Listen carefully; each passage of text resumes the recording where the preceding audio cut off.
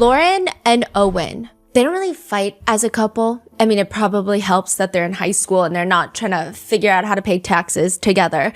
But even for high school relationships, the two of them, Lauren and Owen, they just seem like they're freaking made for each other. They're both athletes at the school. They both have blondish hair. I feel like that's high school relationship gold. People call them the golden couple, which is a bit of a dramatic label to slap on two 13-year-olds, but they're going to be 14 soon, and it's just a nickname until they get a text message in a group chat. It's a group chat with Lauren, the girlfriend, Owen, the boyfriend, and this number that neither of them recognize. And the text message reads, "Best day ever." Who is this?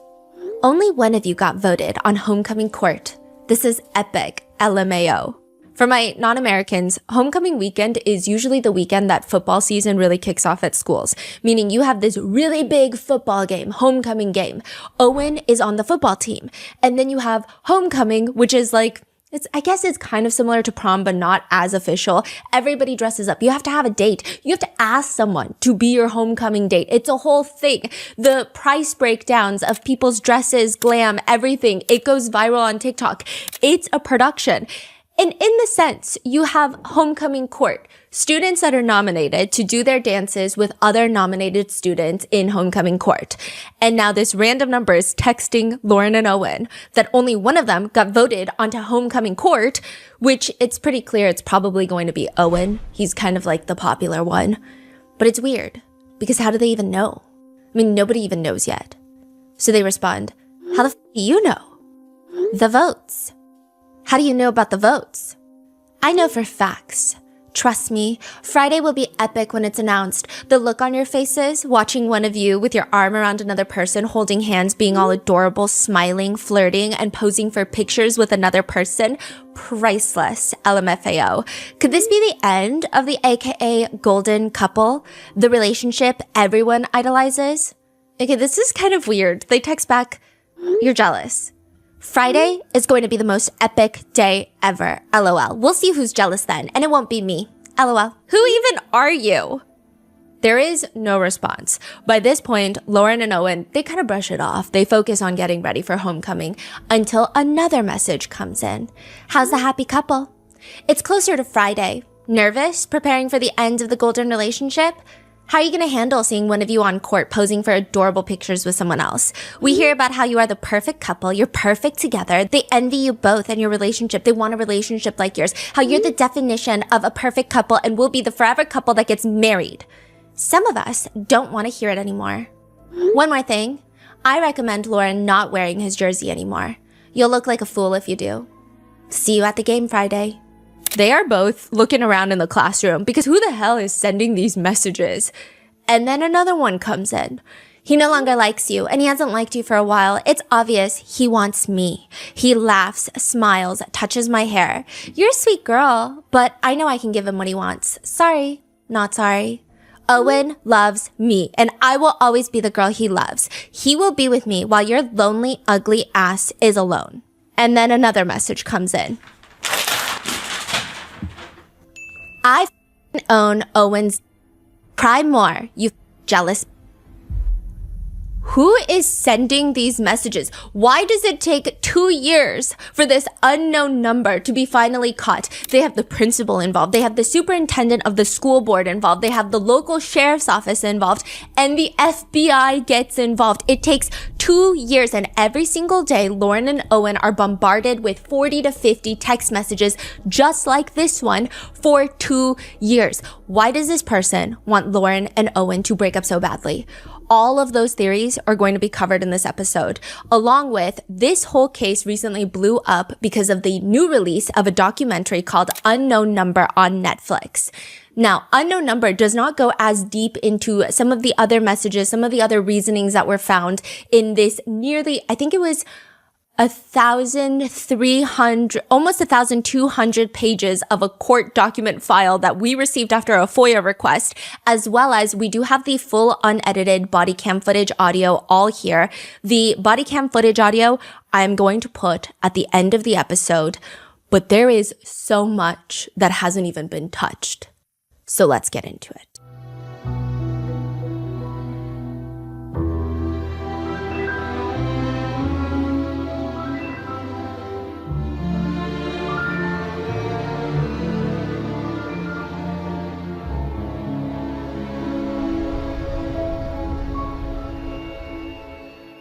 We would like to thank today's sponsors who have made it possible for Rotten Mango to support Stand with Nepal, Help Families of Martyrs. On September 8th, 2025, peaceful youth-led protests against government corruption turned into a national tragedy as the state massacred 19 protesters and counting. Stand with Nepal is a GoFundMe whose mission is to help deliver medical and supplies to hospitals, support the families of martyrs, many of whom have lost their only breadwinners, as well as strengthen the grassroots efforts of Nepal's youth who are risking everything, including their lives, to stand up against corruption. This episode's partnerships have also made it possible to support Rotten Mango's growing team, and we'd also like to thank you guys for your continued support as we work on our mission. As always, full show notes are available at RottenMangoPodcast.com. Today's case involves mentions of cyberbullying, mental abuse, harassment. Please watch at your own discretion. A few quick things. We received in total over 1,000 pages in court documents, hundreds of those pages being text messages. I will say that sometimes in the documentary, the text messages are just kind of thrown in there with these very cool edits where the context is kind of lost and I don't even know what the conversation is about. And I feel like it almost makes it less scary, like less of, oh, this feels serious. Sometimes it might even come off a little bit like, oh, this is kind of weird that they're texting that. So I wanted to give some more context to those text messages. And we also have the full body cam footage from the day that they tell Lauren Licari, who had been cyberbullying and stalking her for 2 years. But due to privacy, the police have pre-blurred the footage. So even though most of us have seen portions of it unblurred on Netflix, I'm going to provide the entire audio footage at the end of this video, which I will timestamp for you in the pinned comment below. And there's lots of text messages that we pulled from the court documents that it's just a lot. We were also able to talk to Owen briefly. He's a really friendly and sweet guy. I think it's nice to see that he's been able to maintain a positive and kind attitude towards everything. Maybe one day we'll interview him because I'm sure it's been very interesting to see everyone involved to, I guess, watch as this documentary blows up in real time. So with that being said, let's get started.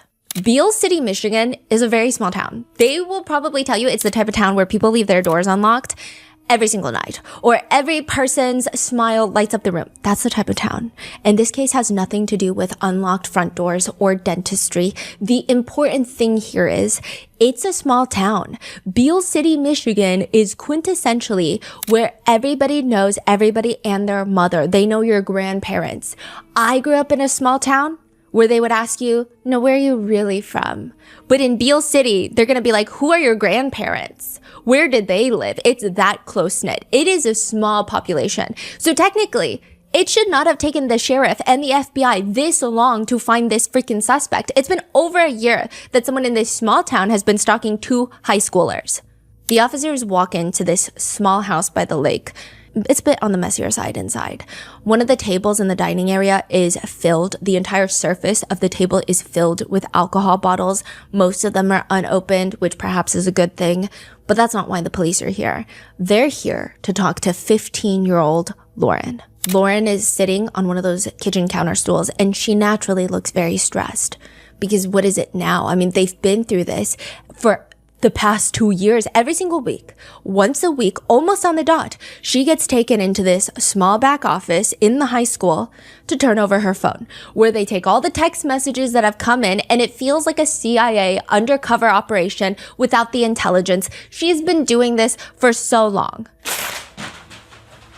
And Officer Maine has not gotten closer to finding out who did it.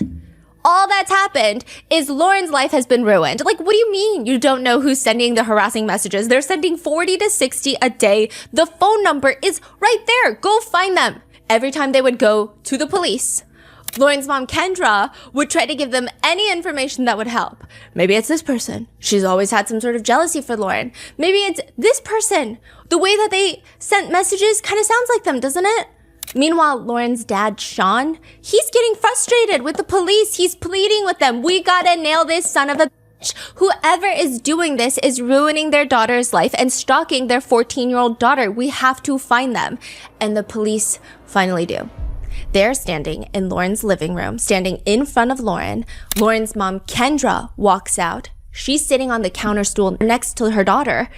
And Kendra's reaching over, holding Lauren's hand because they're about to find out who the hell has been sending these unknown messages. For about 2 years, Lauren and her boyfriend, Owen, I mean, the two of them have been in their own specialized version of hell, where the producers of Pretty Little Liars and Gossip Girl have come together and tried to make these random teenagers' lives absolutely miserable. This all starts when they're 13 years old. I mean, to be fair, the makers of Pretty Little Liars and Gossip Girl don't even know they exist, but they are living in the real life version of these two shows. Pretty Little Liars focuses on a small town, Rosewood, Pennsylvania, where 5 friends, best friends, have a sleepover. One of them goes missing. The other 4 friends, they all fall apart until someone starts sending them anonymous text messages, and this unknown number seems to know every little freaking secret that they have, like how one of them was caught making out with their English teacher.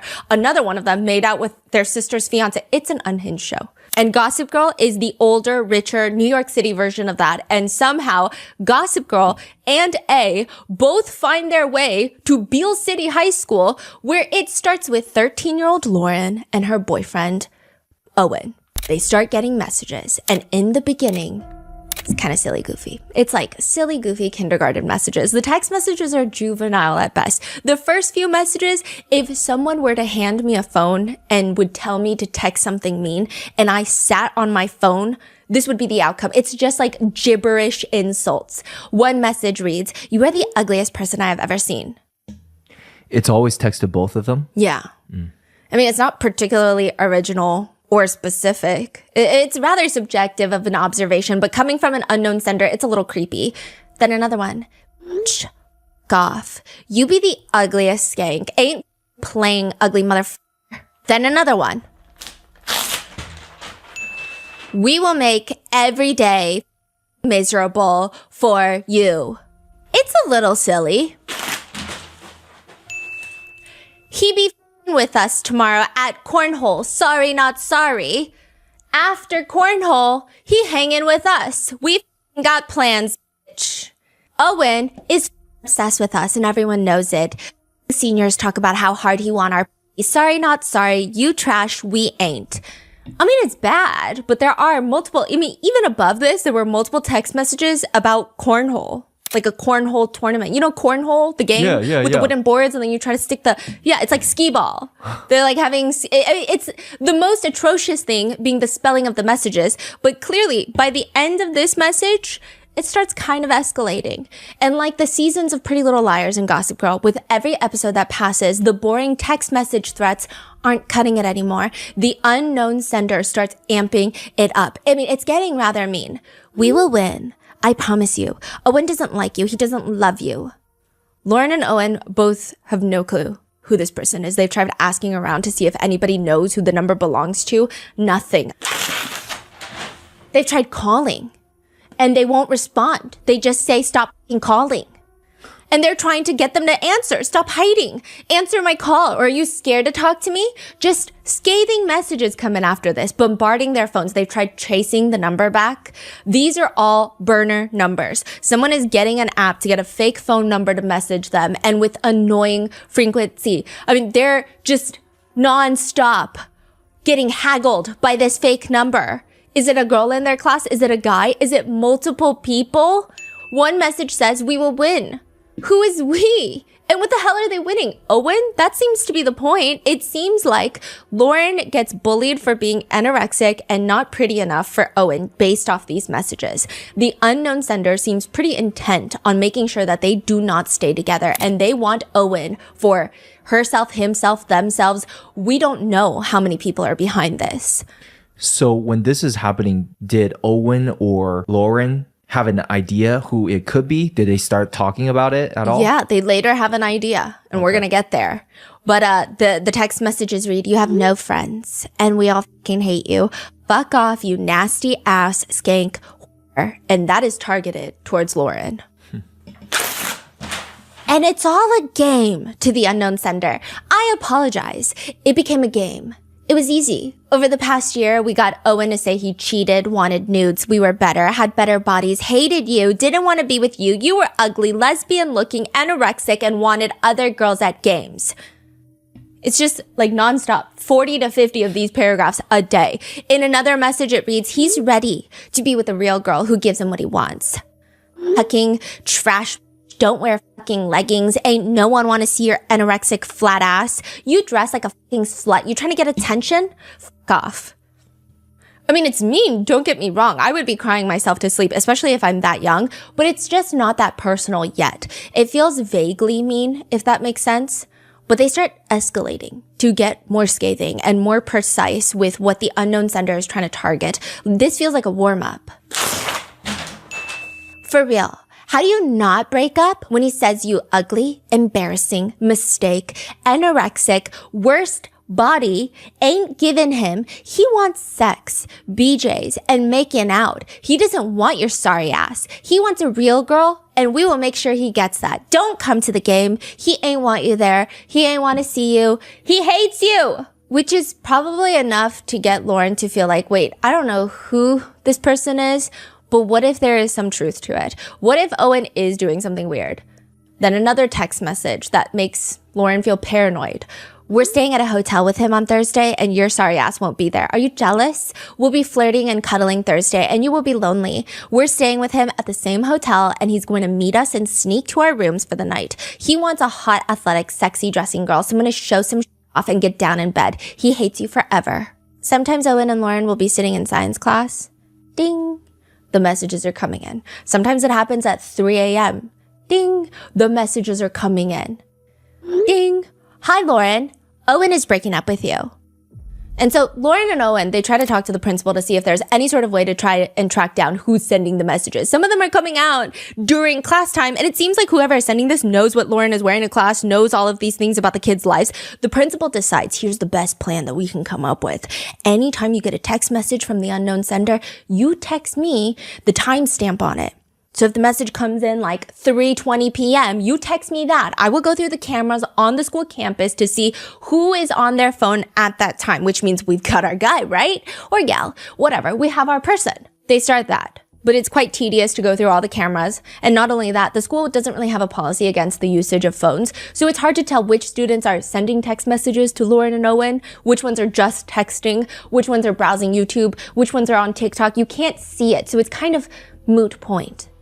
It's like with every precaution that they try to take or every step that they get closer to figuring out who it is, the menacing nature of the texts increase tenfold. Hey, Lo, Owen's saying you're a worthless fuck in his life. You never meant. You fucking ruined my life. You biggest regret and mistake ever. You the ugliest hoe. Then another one. No one ever want your anorexic flat ass and tits. No dude ever touching that you nasty slut. His life would be better if you were dead. Dead. Hashtag bang bang. Hashtag. Whoa. Owen wants you dead today. Jump off a bridge. Like, how long has this been when they start texting these type of messages? A few months in, but it goes on for a long time. Whoa. Kill yourself. Project Slammer is a CIA project where the CIA goes into prisons and they interview over 40 incarcerated former CIA spies. And they try to figure out what makes them a traitor, what makes them turn on the CIA and give information to foreign adversaries. Why do you commit treason? The big one is obviously narcissism. There is a huge money gain element there, but typically it takes a narcissist to become a spy. They also typically like to think of themselves as bigger than a regular employee, someone with a bigger purpose, and the rules and consequences of, literal treason don't apply to them, so it should be fine. But that's not really new and riveting information. Like, they can't really find who's a narcissist in the CIA. And I'm sure they can, but that doesn't mean all of them are useless traitors. Most of them are probably useful intelligence agents. They've also identified the most critical time point in which someone could potentially become a mole. They already have to have some sort of personality dysfunction, like narcissism. The ease of opportunity has to present itself. Nobody's going to go and hunt down the opportunity to become a traitor. And 3, they have to have an acute life crisis. I thought that was so fascinating. So it's not the biggest life crisis. It's a middle of the road life crisis. It could be a small professional humiliation, a small to medium-sized financial obstacle. It's not bankruptcy. It's like You are now $10,000 in debt because of gambling. Why is that so crucial for this to happen? Acute life event means that it has the ability to throw that type of person off and make them vulnerable into making very bad decisions or feeling like they're meant to do something bigger in life. If the life event is too big, they usually don't have the mental capacity to become a traitor. So it has to be like a medium-sized life event. So for example, if a parent dies and it's not sudden, it's like old age, that's an acute life event because everyone is under the impression that your parents are supposed to die before you do. But if their child dies, that's too major of a life event. Fascinating. Yeah. It's interesting. So it's like a life event that shakes them up, but it cannot be so big that they're so shaken that they cannot become a mole. And a lot of the ways, I'm sure the CIA has got advanced ways on figuring out who's a mole. Like, when they had Robert Hansen find the mole in the CIA when he was the mole. So like super advanced. Yeah, I think we covered that case. There was a guy named Robert Hansen. He was working with Russians. And he's like, oh yeah, let me go find the mole. He's the mole. Huh. But one of the easiest methods that even the Kardashians will employ is the planting of false information. That is what the Beale City high schoolers start doing. They run their little own psyop. The inner circle close to Owen start their own find the mole operation, starting with the classic strategy. Share select information with person A and only person A. See if it ends up in the chat. Share information with person B and only person B. See if it ends up in the chat. And that's how you find the mole. But if it's one of them, well, then what do you do? And there's major concerns now because the messages are becoming so relentless, so vicious that it feels like it's about to amp up into two things. Like one of two things is going to happen. One, Lauren is going to self-exit after enduring endless torture and harassment by some random number. That is a huge concern.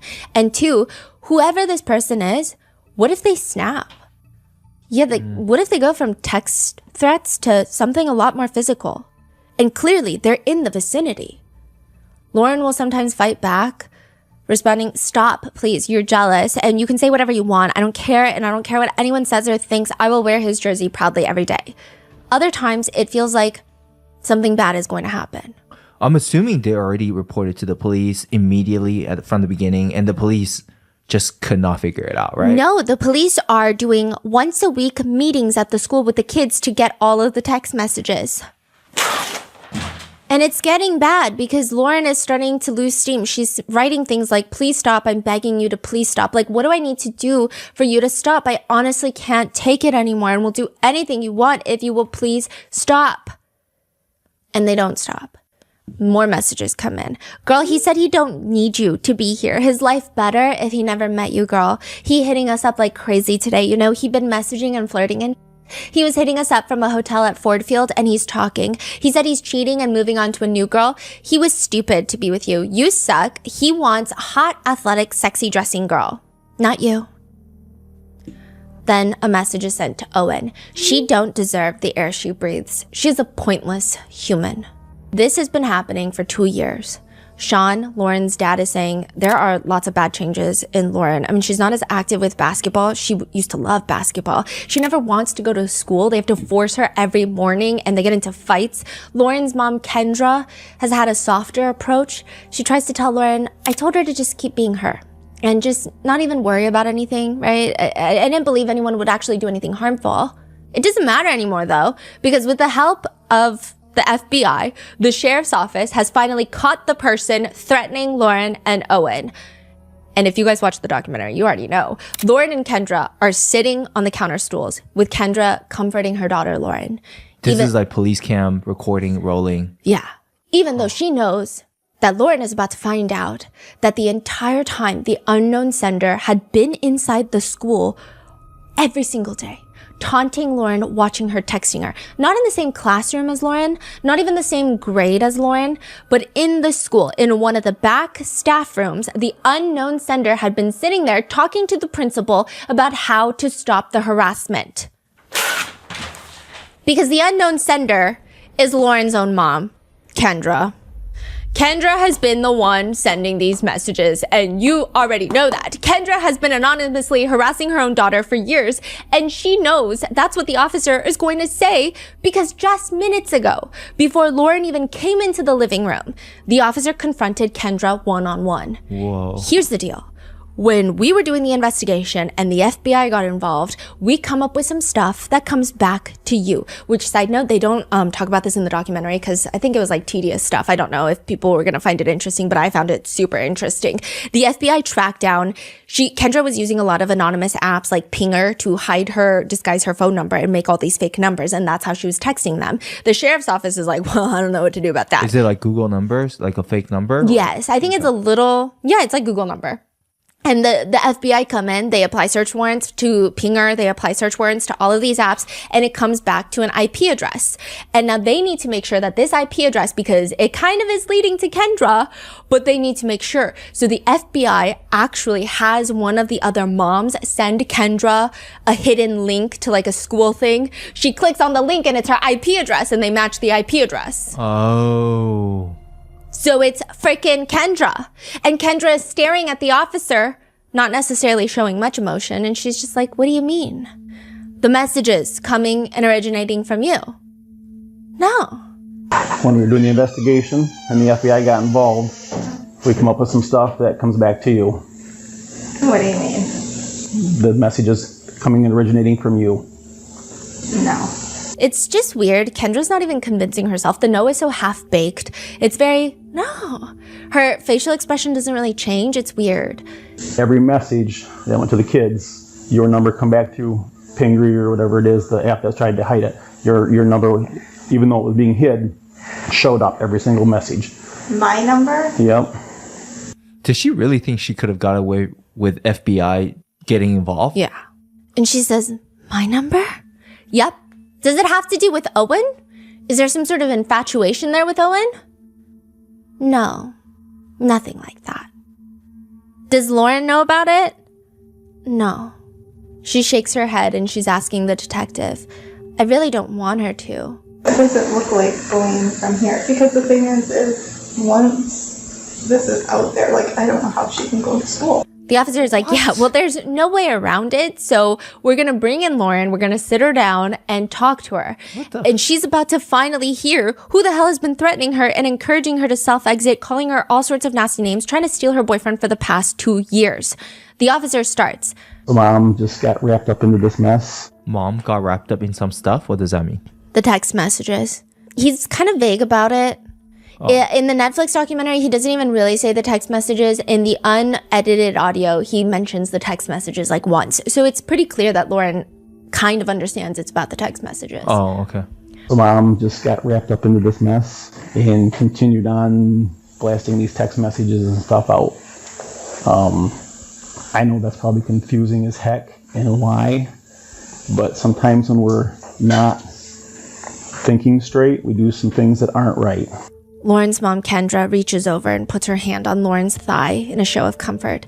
But if you listen carefully, like, why would they need a search warrant for Kendra's phones? I think Lauren is slowly putting everything together. I will say the officer is just oddly vague about the whole thing.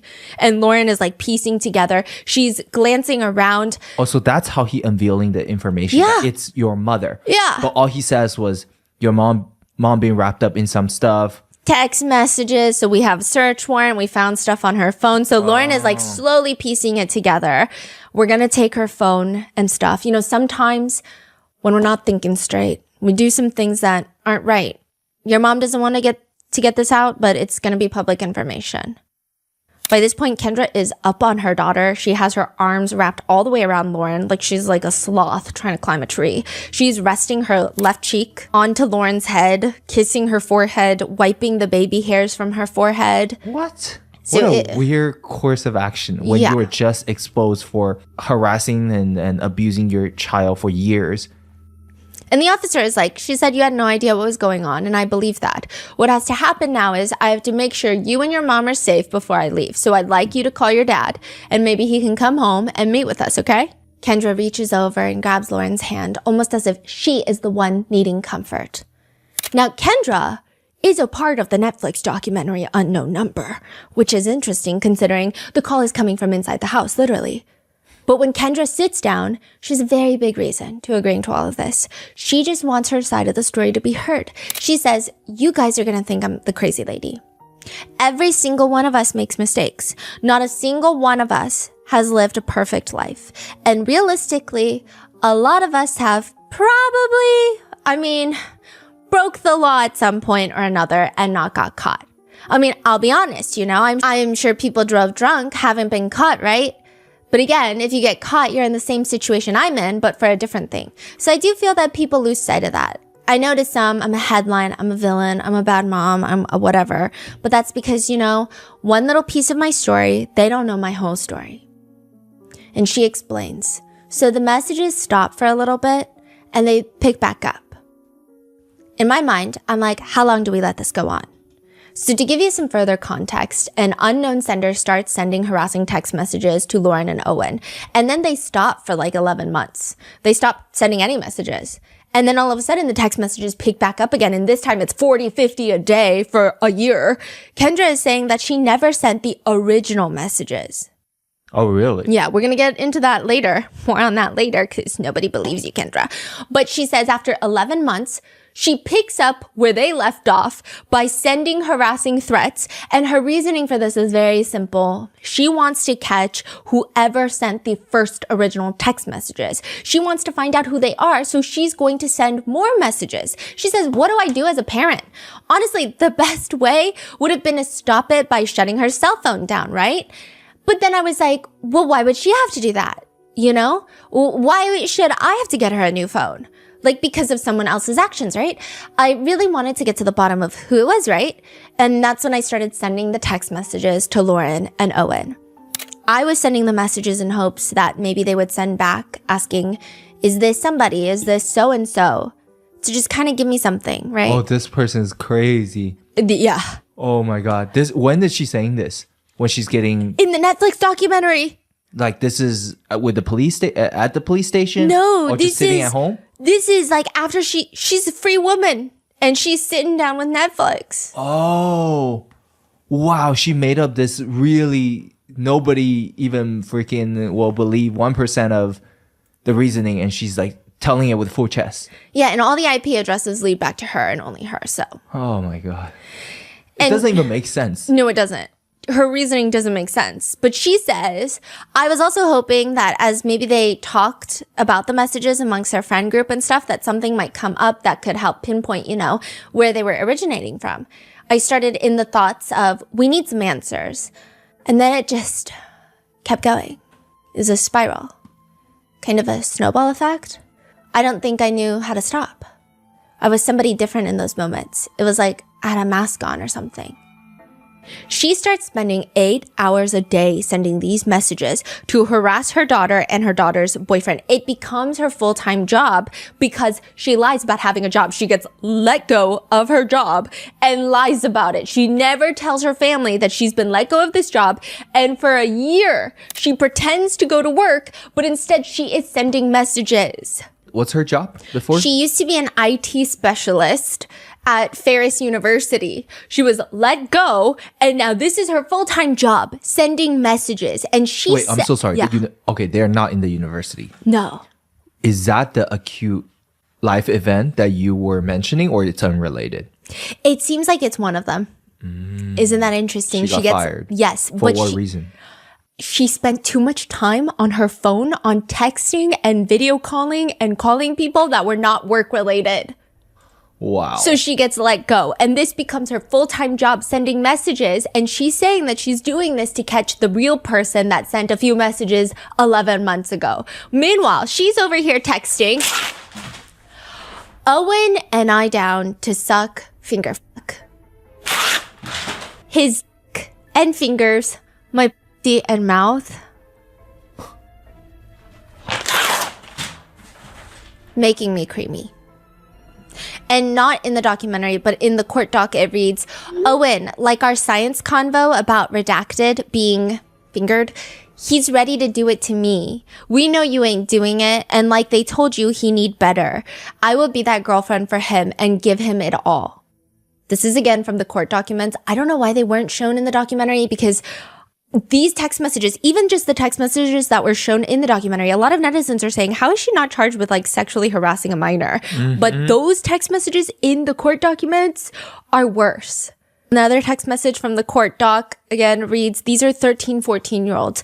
Owen got the fingering deets and he be and I be jerking and making him creamy. You be fucking jealous.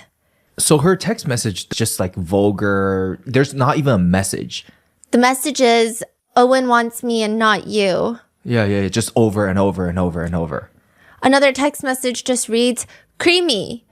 You should have been a real girlfriend and gave him what he needed. Be jealous. My tits in his face. Real ass, real body, bitch. Bed pics for real. FaceTime get real. Our text he jerked off for me. Fuck off. He said I'm hot. Best ever. Making him horny. Make him horny. Make it cream. Again, Kendra claims she has a very good reason for this. She is basically going undercover to figure out who the real harasser originally was. You have to believe her. Not being invited to Chloe Wilson's annual Halloween party would probably have me crying in my room at night. Chloe is one of the popular girls at the school. She's on the volleyball team, the basketball team. Her parents are popular. She has friends from nearby schools. Everyone knows Chloe and everyone knows her Halloween parties, except Lauren, who does not even want to go. And technically, Lauren's not invited. But Owen states, well, if I'm going, then you're going to come with me. Because Owen and Lauren are dating. Lauren and Owen have been dating for like a year at this point. And Owen, by all accounts, seems like the more popular one. He seems a little bit more social. He has a lot of friends. He's on the football team. And Lauren is described by everyone as being pretty quiet. She likes to keep to herself in a small group of people that she knows. And that's what she likes. And the Halloween party does not sound like something that she wants to attend. But they're dating. This is part of the life. So now it's part of hers. Lauren just does not really get along with people like Chloe. Beale City high school cliques seem very intense. It's a small town school. Beale City has one stoplight, 2 bars, and they're more like pubs. The entire town has a population of a few hundred people with more wind turbines than they have bars. One netizen describes living... Few hundred people in the town? Yeah. Wow. One netizen describes living in a small town like that as, quote, an experience where you have to be careful not to kiss a relative. Not because incest is like a trend or a shared experience, but because there's only so many residents and you can only have so many drinks before you're like, wait, am I blackout drunk and making out with my cousin?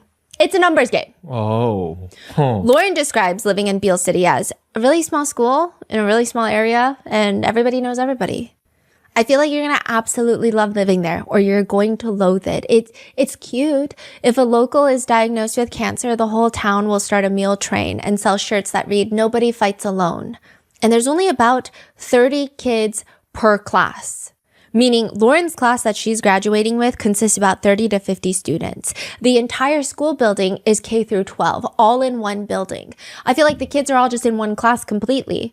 And out of the 30 kids, they have separate group chats, separate friend groups. Owen describes it as, you've got the popular kids, like Chloe and her friends. You've got the cheerleaders. And then you have the quiet kids. I guess because there's not as many people, there are less groups. I mean, nobody says it outright, but it seems like Lauren is maybe in the quieter group, Owen is maybe in the popular group, or, Lauren is maybe floating between the groups. And nothing is wrong with any of that. The problem comes when everyone is just talking about everyone. I mean, if there's only a few hundred people, Yeah. that's not that hard to find out who. That's what I Right? was saying. Wow.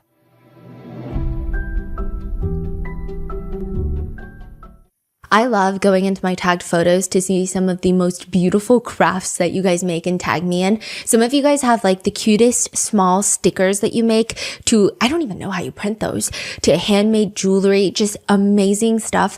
I would love to support you guys in the way you deserve. So if you are waiting to start your own small business, this time is now. Taking your business to the next level is a dream that a lot of us share, but too often I feel like it just stays a dream. the what ifs creep in. What if it fails? What if someone gets the idea first? Turn those what ifs into why nots and help your business soar with Shopify. As you guys know, we have a special project with Shopify in the works. Although I can't make any promises, if we were to ever do a pop-up shop one day, Shopify's point of sale system would have us covered with wireless hardware that can synchronize physical orders with any online sales so we don't lose track of inventory. Turn those what ifs into why nots and keep giving those big dreams the best shot with Shopify. Sign up for your $1 per month trial and start selling today at shopify.com/rotten. Go to shopify.com/rotten. Shopify.com/rotten.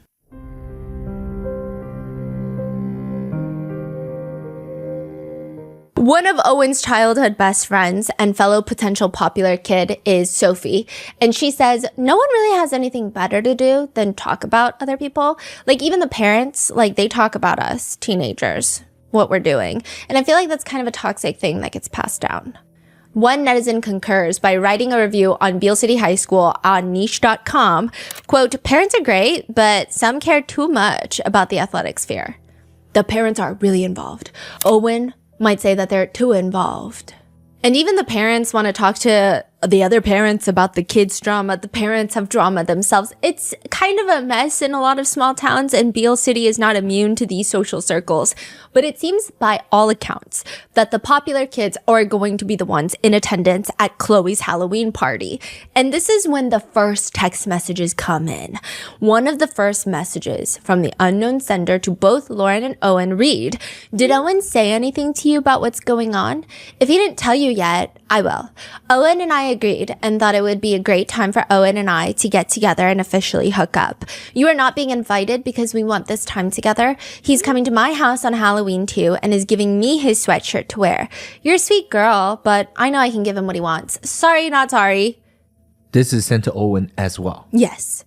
It's obvious he wants me. His attention is constantly on me. When was the last time he paid attention to you or acted like he likes you? He is never with you, nor is he ever talking to you. He's always with, quote, other girls or texting and talking to me. He's constantly hitting on me. He laughs, smiles, touches my hair, picks at me, and crushing hardcore for me. He always wants to be near me and involved in our conversations. When has he ever acted like that way to you? Don't be jealous when I wear his sweatshirt and jersey. Not sure what he told you, but he is coming to the Halloween party and we are both DTF.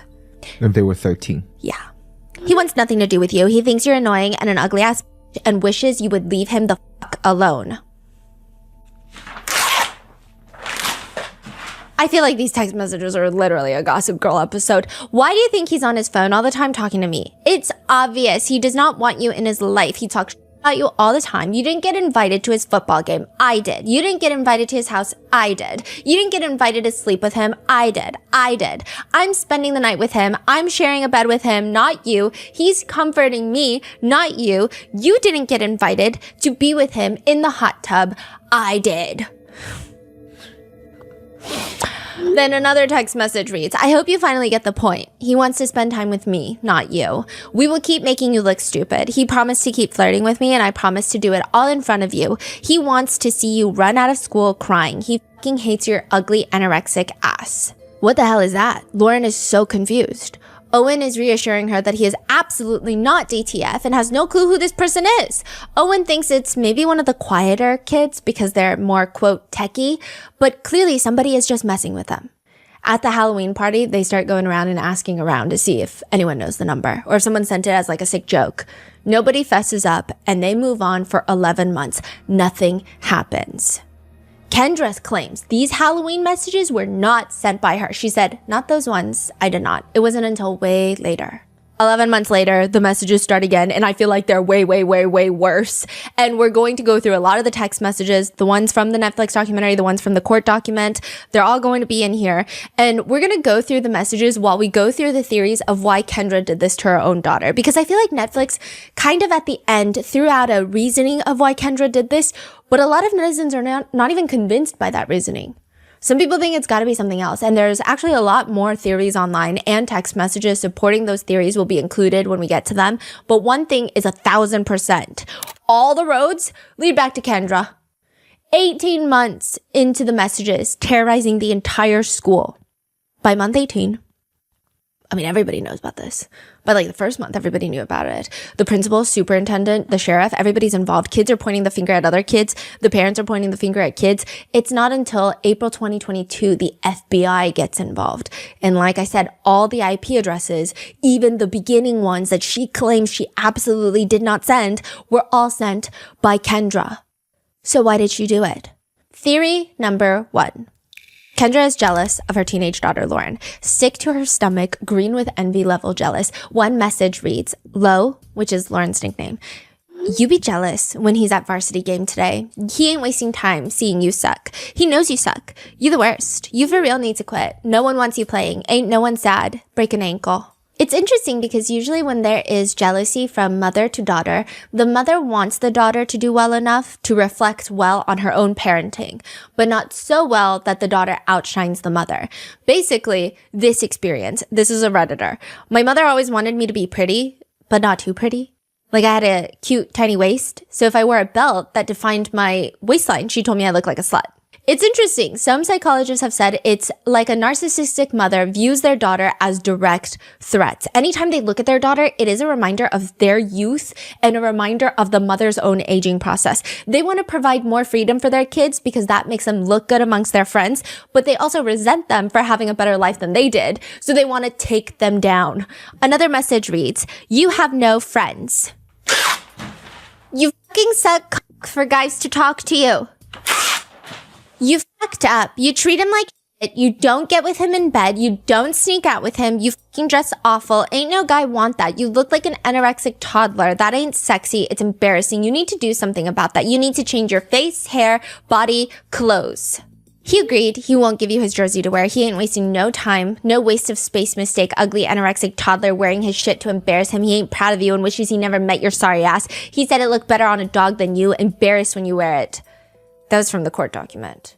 Perhaps Kendra is just jealous that her entire role that she now sees it is, and this is not me saying it, but maybe she just sees herself as a mom now. And Lauren is maybe entering what Kendra believes are her prime years, high school, college. Kendra's cousin was interviewed for the documentary, and she said, Kendra is very fun, very outgoing, the life of the party. She likes the attention, I think. If she were here right now, so she's being interviewed by the producers. And Like she says, knows the whole thing. And she says, if Kendra were here right now and you're talking to me, you're interviewing me, she would be dancing over there to try and get your attention, to get you to look at her. Now she suddenly has kids and she's a baseball, basketball coach for Lauren. One report states that while Lauren is quiet, Kendra's like the cool mom. People say that she would gossip with the girls, literally high school girls. During softball or basketball practice, students would film her dancing to Sir Mix-a-Lot and doing cartwheels down a hotel hallway when they would have away games. Fascinating. Another odd thing is Kendra would show up to the school to comfort Lauren, but would use it as an opportunity to get close with the other high school girls. She would tell classmates of Lauren's that she's bringing a change of clothes for Lauren because the person texting was making fun of her shirt, so she feels insecure. She's texting it, Yes. and she's bringing a shirt. And then now she's getting sympathy from all these high school girls that are like, oh, Miss Lakari, I feel What so a great bad. mom. Yeah, that's so Wow. sweet of you. And even if she wasn't, why would you even consider text or telling someone when the bully is supposedly in the classroom and could use it against your daughter? Or another time she'll text girls in Lauren's class saying things along the lines of, can you go to the bathroom and check up on Lauren? She just texted me that she's crying in the stalls. Or she would talk to other kids about how stressed she is, about how stressed Lauren is about these text messages. But Kendra will swear, this is not the motive. She is not a jealous mother. Yes, she was targeting everything that Lauren was insecure about. However, it wasn't to make her feel bad. Kendra straight up says, Lauren knows she's petite. She knows she's small. She knows she's thin. So I might have kind of picked up on some of her insecurities. Her hair, her appearance, her looks, But honestly, the messages weren't really targeted at her insecurities. The Netflix producer does ask something that kind of pissed off a lot of netizens, which is they asked Kendra, were they targeted at you?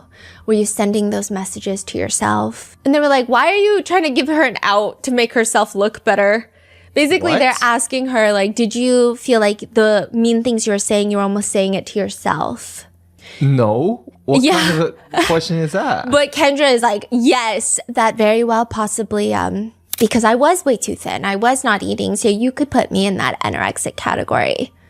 A lot of people are like, why would you even ask that? I also don't think that that's what happened at all. I honestly think that Kendra was saying that because, I also struggle with my choice of...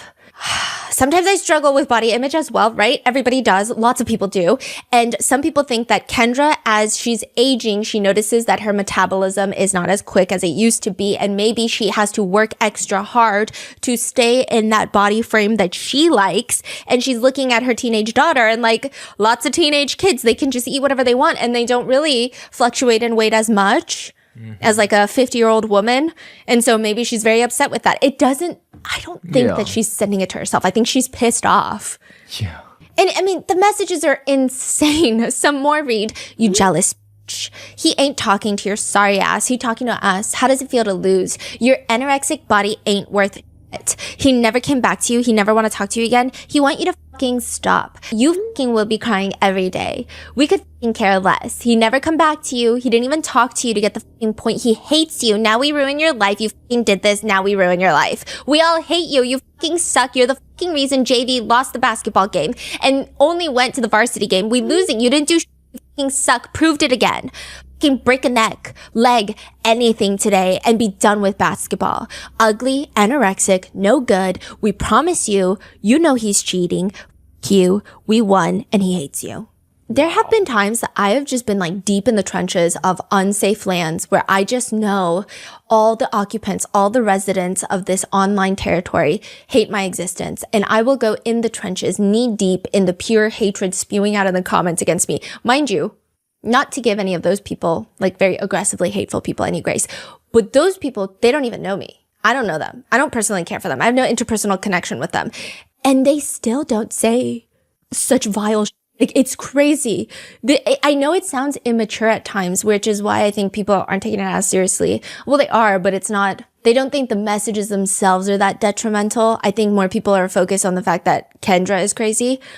But these messages this is like a freaking bombardment of hatred. If you look at maybe one message, sure, you could say it's goofy, but then when you look at thousands of them coming in nonstop, it's like suffocating. There are even Photoshop pictures with vomit emojis thrown on top of Lauren's face, writing words like skank and all over the photos. And it's interesting because even a mean girl in high school will probably not have this level of bizarrely immature, pure hatred. And for Kendra to have that against her own daughter is bizarre. And I say immature hatred, not because I don't think it's immature in the sense of, oh, this is dumb, but in the sense of like, this feels like jealousy in the purest form. It's not even complicated jealousy. You know, sometimes with jealousy, it's like, I want my family member to do well, but I get slightly jealous because I know when they do well, my parents will inevitably compare me to them and then put me down. So their happiness does directly impact my happiness. And it's like, it's a little more complicated. This, pure jealousy. Mm-hmm. It's weird. And she's just so mean. One text message, not in the documentary, it just says, you're no one. Off. Lauren doesn't respond. So she texts, speechless. Keep it that way. Another one just responds meanly. Hey, bitch, how you lunch? LMAO. Wow. Huh. One part of the court document reads, the texts go on to suggest that she is losing her peer group and that no one likes her. The effect of these messages have on a teen is devastating and will create lifelong trauma. Learning that this was her own mother that perpetrated this crime only exacerbates those effects tenfold. Wait, did her dad find out? Yeah. And what was all of that reaction? We'll get into it. Okay. He was devastated. One netizen comment reads, she was obviously jealous of Lauren. Like, be for real, Kendra. And of course, netizens have taken to armchair diagnose Kendra. Is it narcissistic personality disorder? But people are also arguing everybody has that these days, according to the internet. So like, what does that even mean anymore? Some people are saying, is it borderline personality disorder? Others are arguing, again, Everybody has that, antisocial personality disorder. But the one that's being more seriously thrown around in this discourse is histrionic personality disorder. HPD is usually characterized by a pervasive pattern of excessive emotionality and attention-seeking behaviors. People who genuinely are annoyed not being the center of attention, they will act in strangely inappropriate sexual ways in front of even coworkers just to get attention that they crave. Basically, another disorder that people like to slap typically on women on the internet, but usually incorrect. It's not that common to have HPD, but I do see how in this specific case, some netizens are coming to the theory that Kendra has it. Firstly, it's one of the nicer diagnoses that you can give her. The other one just being like a pervert pedophile. But they're basically saying Kendra is the type to pretend to faint or get sick at everyone's birthday parties. And maybe that goes hand in hand with the jealousy that she feels for Lauren. The speculation online being that she cannot stand not being the center of attention, and she's being outshined by her daughter. I will say that HPD does have a very strong stigma because I think the need to be the center of attention and it comes off as someone who is very vapid or vain. But one good comparison that people have with HPD is they say like a character is like Harley Quinn. It's not like, I just want everyone to look at, it's usually connected to some deep desire to feel accepted, and they just go about it in ways that could be slightly destructive to themselves. Nevertheless, a lot of people believe Kendra might have HPD, which does not excuse her actions, nor does it mean that someone with HPD would do something like this. It's just part of the discourse. A lot of people point to the way that even at basketball games, she's like doing the cartwheels with all the team kids. Like, it's weird, but at the same time, she's bullying her own daughter for her basketball performance. Text messages read, LMFAO, 2 points. You suck. With one comment reading, she was jealous of her daughter. I mean, she was pretty good. She was pretty good at sports, was the number one couple at school, and her mom envied the attention she got. So she tore down the town in order for her daughter to have a greater need for the mom in her life. Classic narcissistic abuse. Oh, another thing that was just so jolting in the court documents, Kendra kept a screenshot of all the text messages organized on her desktop. Literal PDF files of text messages. Like the thousands of them? Yeah, a lot of them. And then another folder just titled Snap. It has all of her login history for Snapchat. And then she has a folder that was titled just O, and it was a letter to Owen, which was not included in the court document for privacy reasons, obviously, but it's weird. We're going to touch up on that later. So that's theory number one. But being jealous of her own daughter, which is a very real thing that happens, there is the other theory, the second theory. This is the one that Netflix kind of drove more into, which is cyber Munchausen by proxy. So to give you some context, Munchausen syndrome is someone who loves to pretend to be sick, to make themselves either literally sick or pretend to be sick to get sympathy. It's giving, I'm dying, but not actually. I just like that you're nice to me when you think I'm dying, and I think I look really good in a hospital gown. Munchausen by proxy is when a caretaker makes their caretaking subject, usually their child, sick. So everyone can rally around them. And this is actually a lot more dangerous because most of the time it's not pretend. Most of the time they are making their child sick and the child has no idea, because the child can't lie to the doctor. So they just physically make them sick. These are the people that like to wrap their little cardigan around them and cry in the hospital waiting room. It's very terrifying. It's my poor child is sick and I'm secretly poisoning them. And now there's the online variation of it. Munchausen, where people will fake having cancer, posting literal TikToks of them getting chemotherapy, setting up GoFundMes, only for everyone to find out that they don't have any sort of terminal illness at all. They are healthy as a horse. Then you have this case, cyber Munchausen by proxy. Lauren is getting bullied, cyberstalked, harassed, bullied. She is a victim. And Kendra is her poor, sympathetic mother trying to fight for justice to make sure her daughter is okay. That is the theory. I mean, there have been reports of people making fake accounts to bully themselves for sympathy. There have been other reports of people making fake accounts to bully their friends. Okay, so this is where it gets weird. There have been reports of person A making a fake account to bully their best friend online, person B. And then it's like an anonymous hater. And then person A switches back to their real account and defends their best friend. Oh. To drive their best friend closer to them. Yeah. Wow. I know. I was down a rabbit hole looking into this because I was like, cyber Munchausen by proxy? How does that even work? Wow, that's fascinating. So now Kendra is a woman who cyberbullies her daughter so that she can feel needed. That is the theory out there on why Kendra did all of this. Kendra's cousin says, Kendra has been always an attention seeker, but when it comes down to it, she's always a good person. Maybe this is her way of making Lauren need her. You do as a teenager need your mom, but not in that way. Lauren would come home upset about these text messages, and Kendra got to play the hero and be there for her. The superintendent of the school states she wanted her daughter to need her in such a way that she was willing to hurt her, and this is the way she chose to do that, versus physically trying to make her ill, which is typical Munchausen behavior. It is not acceptable, but I think a lot of people have accepted it because it's just more digestible to think of it like that of, oh, okay, a mom who wants her daughter to need her seems a little bit more maternal and acceptable than, no, she literally hates her daughter. I think, because I don't know why so many people are running with this theory. I think there is maybe a little bit of this, but I don't think so. Yeah, I don't think so. I mean, I think the one thing I'm like, okay, I could see that is she does use it as the whole purpose of her life. I feel like okay, if she wants to do that, I would say, wouldn't she do it even more publicly on like platforms, on blogs, like just hating on the daughter? Yeah, make like a Gossip Girl bully blog or something. So then the whole freaking, make it more public maybe. But this is like very personal. She's like directly going after the daughter's insecurities. Yeah. It's weird. And Kendra, she does make this whole thing her personality. She'll go to the school every day to talk about it. Someone gives her a suggestion of like, why don't you get her a new phone number? She'll ignore it, come back the next day, talk about it all over again. School members say, you got Kendra, and then you got Owen's mom, Jill, going to the school every day, just bitching at Dan, who's the principal. They're demanding that they go through kids' phones, but luckily the superintendent is like, hey, are you insane? You're not going to go through kids' phones. Like, we're not going to have interrogations of the basketball team. Side note, some of the sympathy farming, if you will, is weird.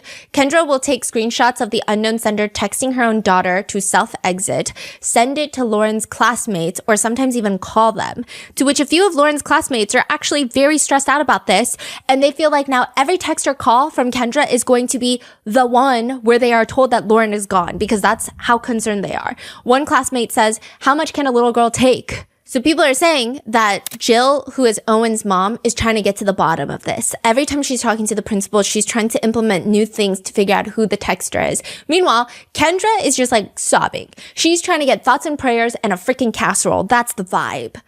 Which I don't know, but a lot of the documentary runs with this theory. Kendra again says that's not why. She says, I'm not jealous of my daughter. This is also not why. She said that she wanted to protect her daughter. She says, when I was 17, I was R-worded. And as my daughter was hitting those teenage years, I got scared. I got very scared. I didn't want her to go through the process that I'd gone through. And I think that really led me to not knowing how to handle things, right? It was hard because I was reliving what I had been through, but also at the same time wanting to protect her. I wanted to try to control the outcome of her journey. I was afraid of letting her grow up some, right? Wanting to protect her and keep her safe and keep her close, and scared to let her grow up because scared of what could happen to her. A lot of people are like, what are you talking about? Yeah. What are you talking about? A lot of netizens are confused why Netflix didn't push back on Kendra's excuse. Side note, another text in the court docs we found was Lauren texting, I don't understand any of this, but it's becoming very hurtful, and honestly, I'll do anything for you to stop and leave our lives alone. Neither of us did anything to anyone to deserve this, and honestly, it just makes me very sad. Kendra, unknown sender, responds, shut the up. Owen hates you, and he could care less about how your ugly anorexic ass feels. Give up on him and yourself. You're worthless. You f***ing lost. We will see when you get caught, and I hope you know our lives and feelings are not a game at all, and it's sad you act like you're proud of this, and I might be worthless or whatever you're calling me, but you're not worth my time, so please just stop. Kendra just responds, you're jealous, give up, and we won. Owen picks us, and you worthless trash to him. One netizen comments, I think she texted her daughter hurtful things. She was projecting her own insecurities onto her daughter. The mother felt worthless, losing her jobs, and probably felt like self-exiting. So she texted her daughter to hurt herself. And maybe she was jealous that her daughter was having happy teenage years, carefree teenage years, while she was not. Then there is another theory in the documentary that's touched up on for 2 seconds, which is Kendra was obsessed with Owen. So the jealousy of her daughter is stemming from the fact that she's jealous that her daughter is dating Owen. Kendra wants a 13-year-old boy, is the theory. And it mainly comes from Owen's mom stating that she believes Kendra was obsessed. Kendra's own text messages, a lot of them do come off very strangely. So one text message reads, "You will never take him away from me. You will never win when it comes to him. I will always win, and I have always and will always be more important to him. Owen loves me, and I will always be the girl he loves. You will not come into his life and take him away from me. That will not happen. You are a bitch, and I want you out of his life. He will always be with me while your lonely, ugly ass is alone. Owen and I need each other. Sorry, not sorry." Lauren responds, "I'm sorry you feel it's okay to say stuff, and if it makes you feel better about yourself, then good for you. I don't care what you say. Owen and I are solid, and you're not going to break us up." The response later to that is, "This phone number is no longer in service." Because she likes to change her phone number a lot. And so it just feels like... What in the world? It feels like targeted towards Lauren, yes, but it does feel weirdly obsessive with Owen. Yeah. Another text reads, "You are worthless and mean nothing. You never have. Get a life out of here. Owen will never look at you again or talk to you. You his life so bad. His family hates you for it, and he will never in his life acknowledge you again. Get the lost. He is done with you. You embarrass him for real. He picks us over you every day at school. He always has and always will. LOL, he hates you. You embarrass him, make him miserable. He avoids your sorry ass all day. You see him pick us over you for real. Your worst girlfriend. He wants zero with your sorry, ugly, anorexic ass." It just feels like some sort of unhinged weird obsession. A lot of people say that it just feels like jealousy in the purest form, saying things like he wants sex, BJs, and making out. Again, this is sent from a middle-aged woman to a 13-year-old boy and to her own daughter. You don't give it up. He cheated on your ass for more. She's an ugly, anorexic, and sucks at everything. Ain't no one like her. She up on your boys. Don't talk to her. Basically accusing Lauren of talking to Owen's friends. Owen, you f***ing promise, do not talk to her. She ain't worth it. People argue online that whether it was jealousy towards her own daughter, Munchausen by proxy, cyber Munchausen by proxy, whatever you want to call it, none of these text messages are appropriate to write to 13-year-olds. And you can't really write it, some netizens are arguing, without feeling something towards that boy. It's just kind of incomprehensible. Right. Yeah, like these messages are really alarming to say. Yeah. Towards about a 13-year-old boy. Yeah. Another message reads, "Owen loves me, and I will always be the girl he loves. He will be with me while your lonely, ugly ass is alone." In the documentary, Kendra says he liked, talking about Lauren and Owen. They liked a lot of the same stuff, a lot of the sports. They went trick-or-treating together, little things like that. How can you say they like trick-or-treating, recognize how young they are, and still text things like this? Further proof that netizens feel show that Kendra was obsessed with Owen is all of the text messages seem to center around them breaking up the golden couple because Owen likes us more than Lauren. Quote, "We will win." Well, Kendra does win because Lauren and Owen end up breaking up. Owen says, "We were on FaceTime and I told her it was just too much. It's clear the texter wanted them to break up." Owen says, "Maybe if we give them what they want and they stop, maybe one day we can try again." Do you, like just in the midst of all of this? And he thought it was going to get better because that was the whole point of all these messages is for them to break up. But it doesn't get better because months later, he goes to an away game and he meets this girl from a neighboring city like 2 hours away. They're not officially dating. They're just talking. But then he wakes up to a text from her. My mom just got a random text from someone. Owen is like, here we go again. It's the same format, same words, telling the girl from Pinconning to back off of me because I'm theirs. The texter went out of their way to find her mom's phone number that lives in Pinconning. I just felt like I couldn't do anything about it. I had no... Wait. It's texting the girl's mom? Yeah, this random girl's mom. But not texting the girl or Owen? No. What?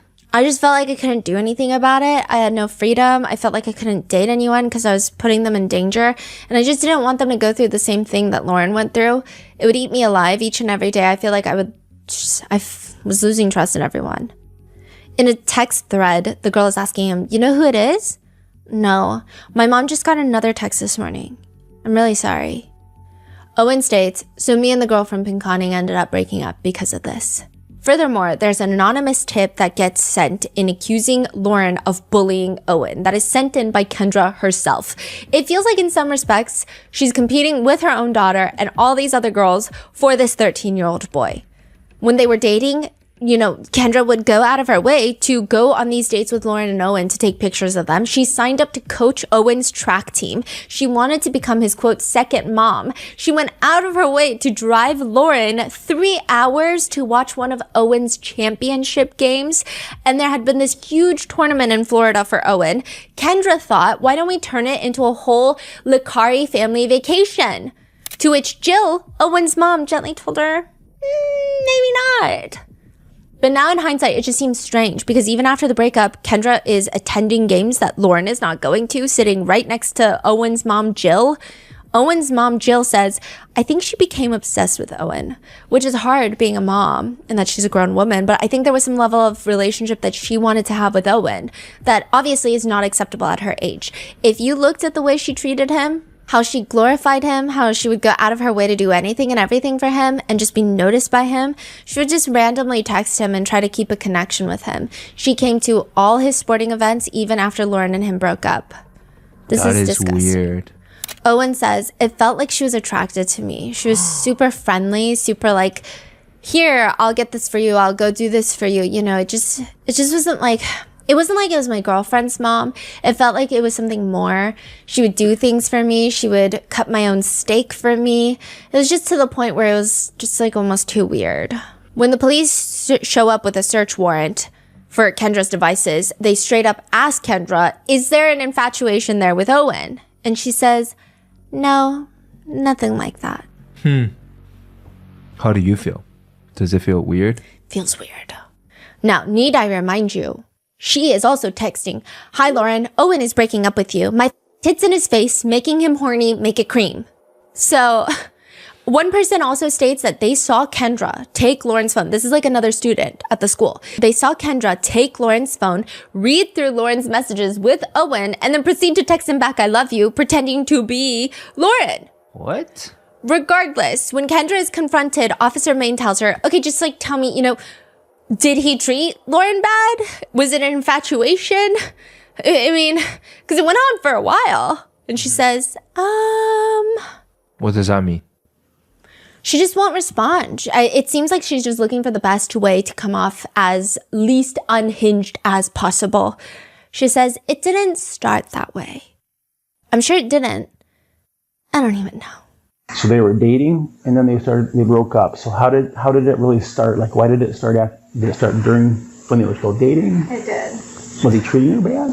But it didn't. The first ones didn't start like with me. Okay. I will say that those ones were like random or whatever. So somebody else started those. You don't know. But then I like fed off of it some. I get it. Was it because they broke up? No.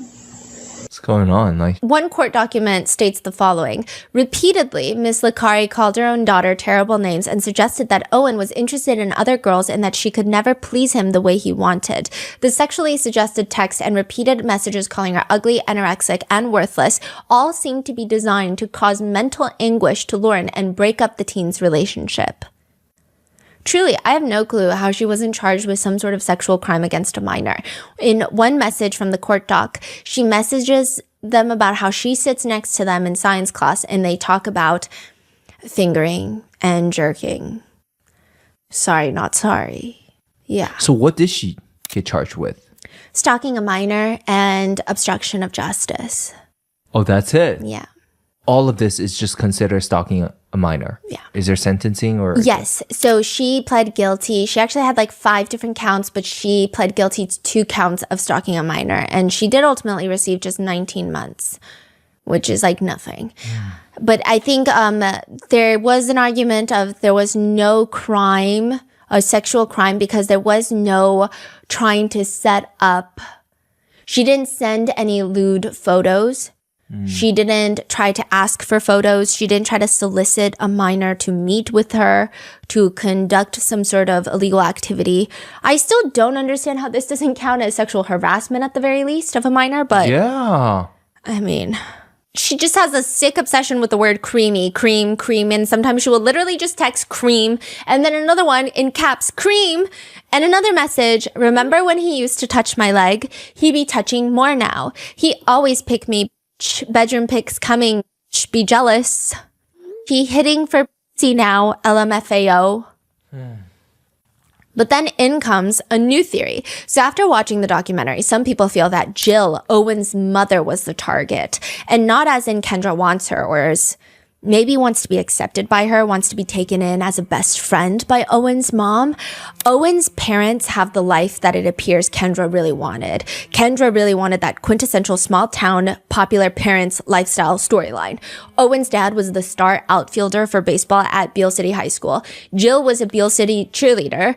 Jill says in another report that Kendra always talked about Lauren and Owen like they were going to be together forever. So the theory being she wanted the kids to get married just so she could have a good standing in the community as one of the popular parents. Owen starts pulling away because of these text messages. This is like a few weeks before they break up. And he's just saying it's hard to be with someone after all of that. Meanwhile, Kendra really wants them to stay together because Kendra is texting Lauren in the gym. So they're in the gym together. And Kendra is texting Lauren.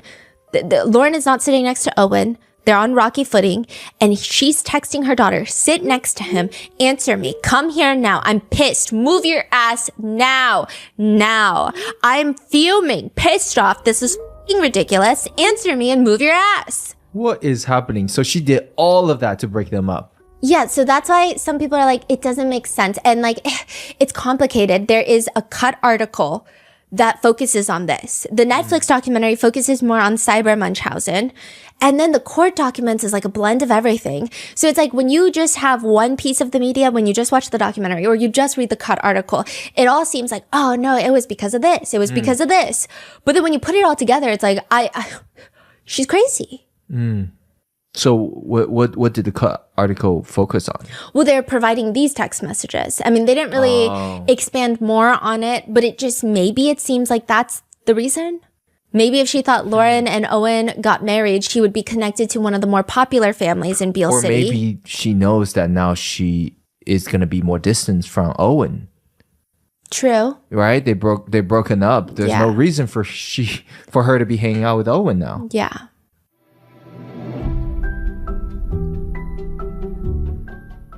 When my sister found out that she was pregnant with my nieces, one of the first things we did was set up a college fund. By the time that they're 18 years old, which I know is coming up way too quickly, I feel like they were just born yesterday, they'll be set up with Acorns. Whether they decide to go to college or do something else, they can have a mature fund that's been gathering interest for years. Acorns helps you grow towards the money goals you have today and the ones you'll have tomorrow. Acorns is the financial wellness app that helps you invest for your future, save for tomorrow, and spend smarter today. They make it easy to start doing more with your money. In fact, you can start automatically investing with just your spare change. You don't need to be like a finance wizard. Acorns puts your money into an expert-built portfolio to make sure you're investing wisely, not wildly. Sign up now and Acorns will boost your new account with a $5 bonus investment. Join the over 14 million all-time customers who have already saved and invested over $25 billion with Acorns. Head to acorns.com/rotten or download the Acorns app to get started. Paid non-client endorsement. Compensation provides incentive to positively promote Acorns. Tier 2 compensation provided. Investing involves risks. Acorns Advisors LLC and SEC registered investment advisor. View important disclosures at acorns.com/rotten.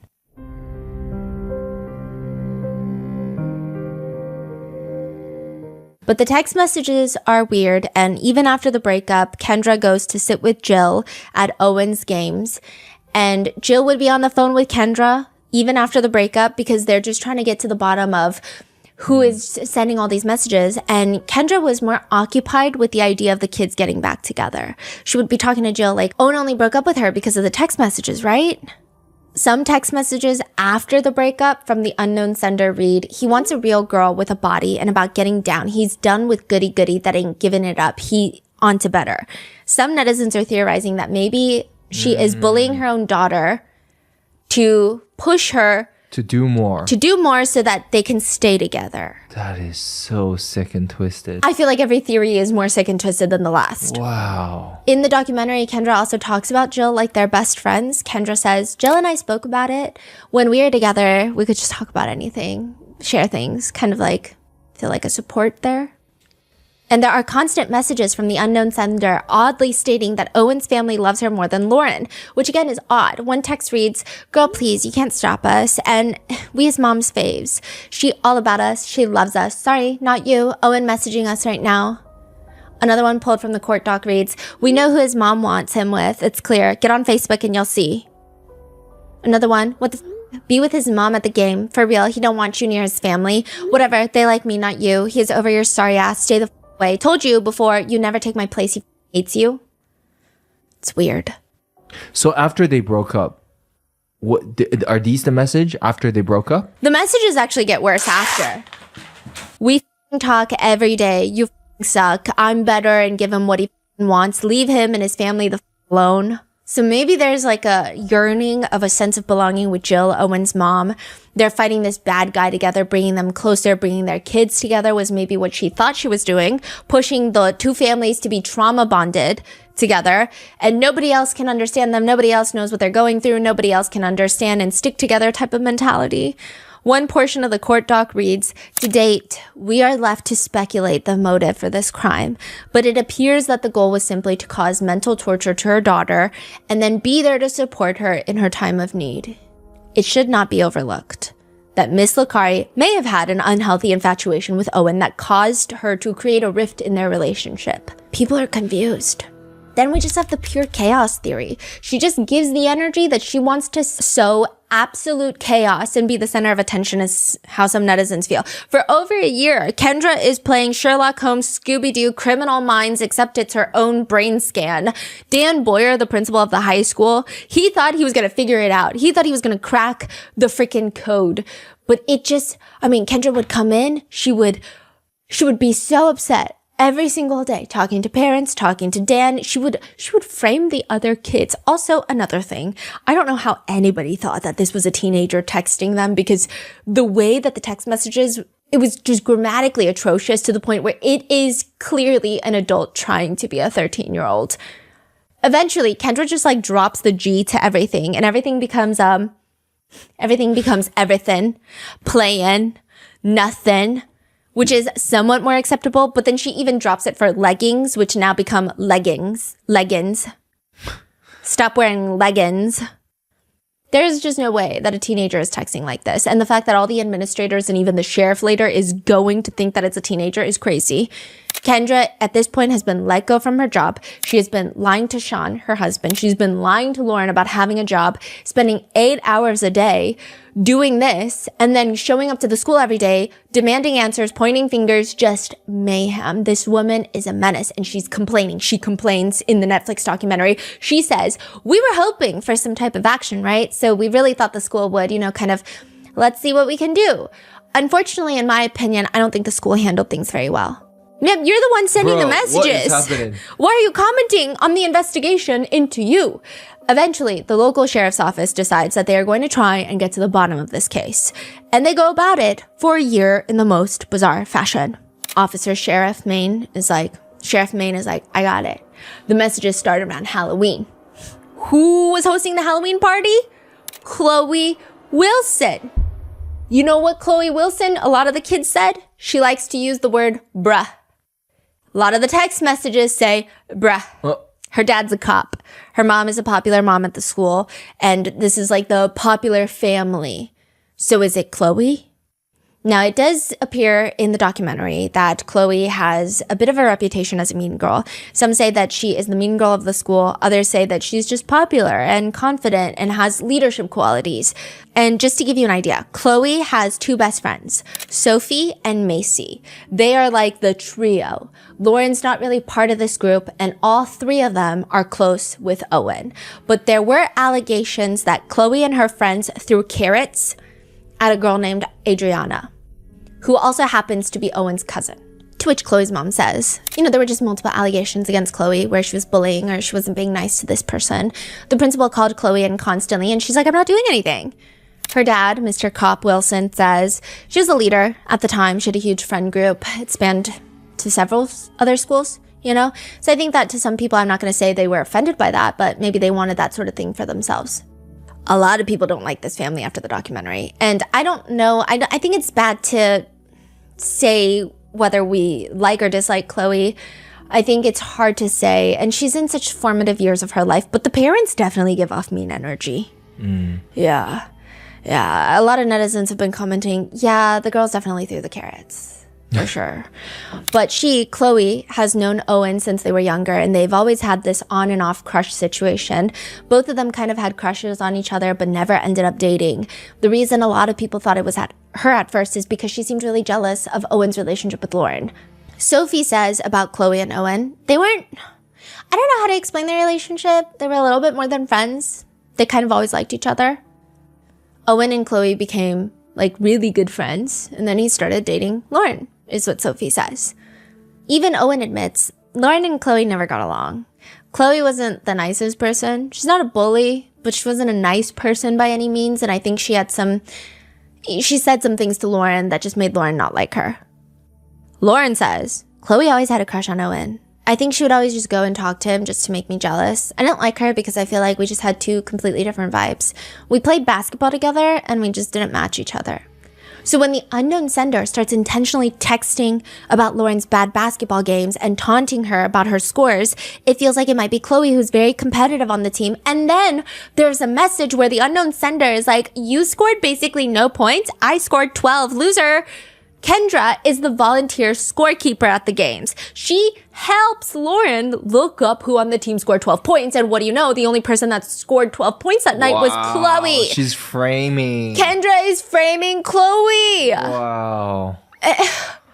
Wow. Yeah. Kendra's framing Chloe. Chloe's getting investigated by Officer Maine. Her friends are investigating her. Chloe's so fed up, she ends up giving her phone to Owen for the day. She's like, take my phone. Take my freaking phone. And if you get text messages, then it's not from me. And then there's no message? There's still messages coming in. Oh, okay. Yeah. I was thinking if the mom found out, then she would be like, I'm not texting. Okay. No. So there's no messages. And then even after all of that, nobody believes Chloe. So then her dad, who happens to be a cop, is like, hey, just get your phone extracted. Like do a phone pull, right? Do a full digital extraction of your phone, which will show when you delete things like house long to die in cold. It'll show you all those things. What apps you've used, hidden, stuff like that, all of that. I'll allow it. So then they do it and there's nothing. And Chloe's parents have been adamant until since the beginning that it was not their daughter. They even text the sheriff personally. Honestly, Mike, I don't know if you know Kendra or not, but you really need to be cautious. There's a pretty good part of me that thinks that she may be very well doing this. This is what Chloe's dad texts Officer Maine in the beginning of the investigation. Even in the court documents we received in the interview note, the officer writes about Chloe's dad. Have you looked at Kendra Licari as a possible suspect? She has had some issues in the past with Chloe. She used to coach Chloe. Chloe got bumped up and Kendra was very upset about it. What does that mean, bumped up? I guess on the team. Like she was doing better on the team and Kendra was getting very upset about it. And if there's one thing Kendra's going to do, it's just too much. Wait, how did the dad know? So the dad, Chloe's dad, kind of knew from the get-go. Yeah. But nobody else hadn't believed it. After Chloe gives an extraction of her phone, another message comes in, which is, I talked police yesterday, then kept my phone, searched it, copied it, found nothing bad. Yeah. Still doing it. Yeah. And then a picture of Chloe and Owen hanging out is sent. And then girls be spending night at real cream.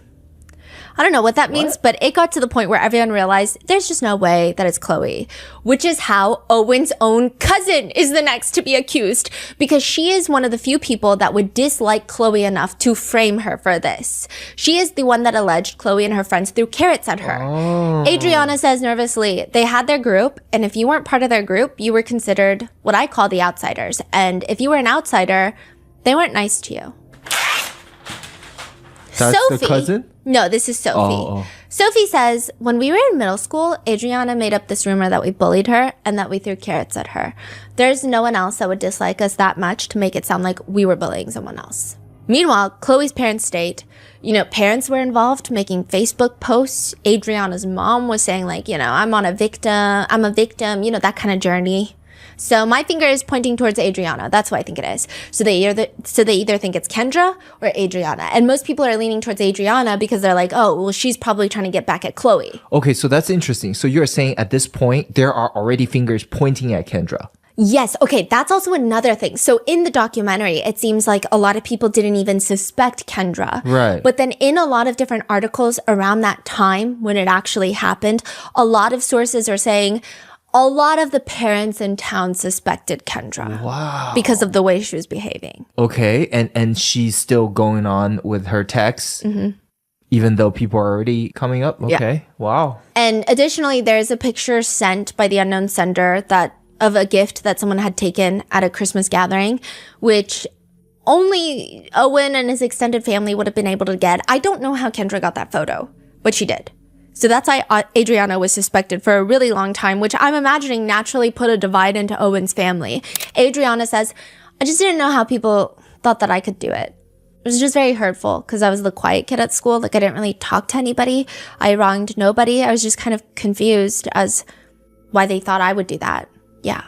Walking into class after being questioned by Sheriff Maine, everybody was looking at me like they knew what happened. They were looking at me like they knew I was guilty. Kendra is just ruining everybody's lives at this point.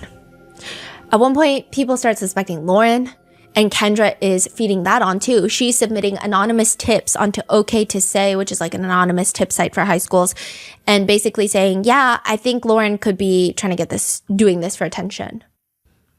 To herself. Basically.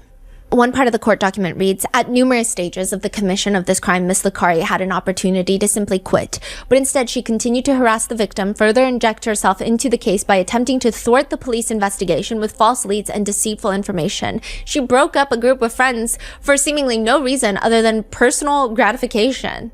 And Kendra texts with another new number, okay? Pretending to be a friend of Chloe. Okay. And text Lauren and Owen, quote, I don't know either of you that well. I got your numbers from a friend. I know the people messaging you. I reported it to OK to Say. I was with one of them while they were doing it. I hope reporting it helps. I recommend being very careful. They were lying and from what I learned, putting on a very good act. It makes me sick to my stomach to know that they're proud of breaking you guys up. I don't want to be friends with anyone who does this and I'm going to distance myself from those relationships. I'm just going to leave it to volleyball only. Which Chloe and Sophie and Macy are all part of the volleyball team. I talked to my parents. We made the decision to report through OK to Say, and if needed, they will call the school. You both seem very nice. Hope this helps. Yo, she is sick and twisted. There are so many layers to this, and all I have to say is that Kendra genuinely terrifies me. And at one point, she straight up just texts, bruh, the UP Blue Ice is shit. UP being an area in Michigan where Chloe was for winter break, and then immediately texts back, wrong person, sorry. It's winter break. Chloe is in UP. Everybody knows she's there. She texts after like, sorry, not sorry, you look ugly in leggings. Bruh, the UP Blue Ice and like she's on vacation. yeah, and then immediately, wrong person, sorry. Yo.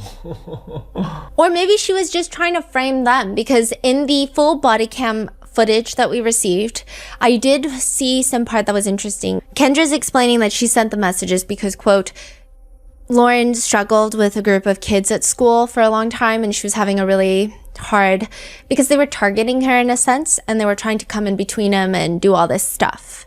So that's just very interesting.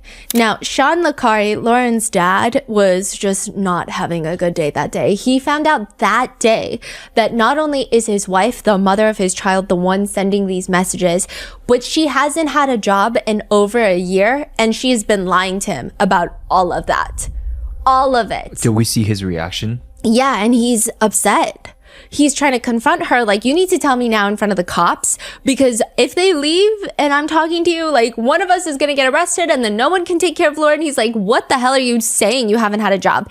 And at one point she says that she quit from a job recently, but she was let go like a year ago. But so he's upset with that, obviously, because Yes. she's lying. But is he upset about the daughter situation? A lot of people were upset with Sean about it because in the body cam footage, it seems like he's more fixated on the job thing. Right. I will say though, I think a lot of it probably has to do with the fact that the job thing is something that he can actually express anger about.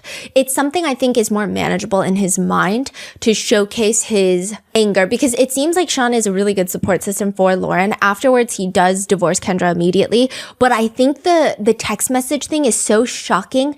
I don't even think he can wrap his mind around it to even ask her the right questions or any questions. Are you telling me the truth? Or are you lying? No. When did you get go from there? The same time. So you've been lying to me for like 6 months, a year, and you haven't been working for Texas? Right. So I think he starts with the job thing. I also wonder if there's more to the job thing, because in one of the other articles, it was talking about how, and this wasn't in the documentary, so it's just kind of like piecing together all the things. It was talking about how a lot of people that worked with Sean knew that something was off with Kendra, because Sean would come into the auto body shop, he's a mechanic, and he would talk about how, well, they're getting evicted because they were scammed by some person in New Mexico. The car, and he believes all of it, and all the coworkers are like, So they're like financially stranded for a year. Yes, and Kendra is making up all sorts of crazy lies. Oh, her check bounced for the kids something because she had someone hack her. And Sean just believes it, and I wonder if it got to the point where he confronted Kendra and Kendra got mad at him and he's defending Kendra. I don't know. I don't know. But he's... I think netizens are being hard on him and Lauren based off of this body cam footage. Lauren? Yeah, because she doesn't really show much emotion. And that even caused people to accuse her of being part of it. How old was she then? 15. I think, first of all, I think the language that the officer gave was so vague. And I think the officer said it in such a way where it was almost too sympathetic to Kendra for Lauren to have. I think it just, I wouldn't know how to respond to that. Yeah. It's just a weird conversation. And then it's shock to be like, oh, it's your mom who's been telling you to self-exit for 2 years straight and talking about how Cream and your 13-year-old boyfriend who broke up with you and broke your heart. Like, it's weird. Yeah. And then additionally, I also think that she kind of keeps looking at Kendra frequently. And I wonder if you grow up with a parent like that, you're constantly gauging their reactions and then trying to even subconsciously react in a way that you think that they will not have such a big reaction towards your reaction. Yeah. I see the complication of the emotions. Like Yep. the mom is super manipulative and yeah. Because even at the end, Sean is like, you're going to go. You're going to call your parents and you're going to go. And Kendra is like on top of Lauren, is like, no, I can't leave her. And he's like, no, you're going to go. Whoa. Yeah. Okay, you need to go somewhere tonight. I don't know where you gotta go, but she's gotta go. Now, the last theory is very dark, and I don't think it's a big theory, but there are people who believe and speculate and are concerned, stating they felt like it's crazy how this went on for so long, and they believe that Lauren was likely in a lot more danger than people are leading on. They suspect that Kendra wanted Lauren to self-exit so that she could trauma bond with Owen and his family and get the town's sympathy, as well as unload financial burdens and perhaps even her jealousy against Lauren. Netizens point out the messages of like, you done, he hates you, he said he regrets you, you were a mistake, he said you never meant anything to him and his life would be better if you were dead. Just the constant focusing on being dead is just a lot. Yeah. Jill, Owen's mom, says at one point her and Kendra had gone in to talk to the sheriff. And the sheriff is like, well, are you scared that your children are going to self-harm? Because these are the messages that they're getting. I mean, primarily Lauren. And Kendra is quiet to the point where Jill responds, the answer is yes, Kendra, we are afraid Lauren could hurt herself. Kendra says in the Netflix documentary, because she's asked, were you afraid she was going to hurt herself? Because there were messages telling her to self-exit. So I can say that I was not scared of her hurting herself. And I know some people may question that or diminish that or whatever, but I know Lauren and I know the conversations that her and I have. But if you didn't know her as well as I did, it might be different. It sounded like she's trying to give herself grace of like, that's why I send it, because I know nothing's going to happen to her.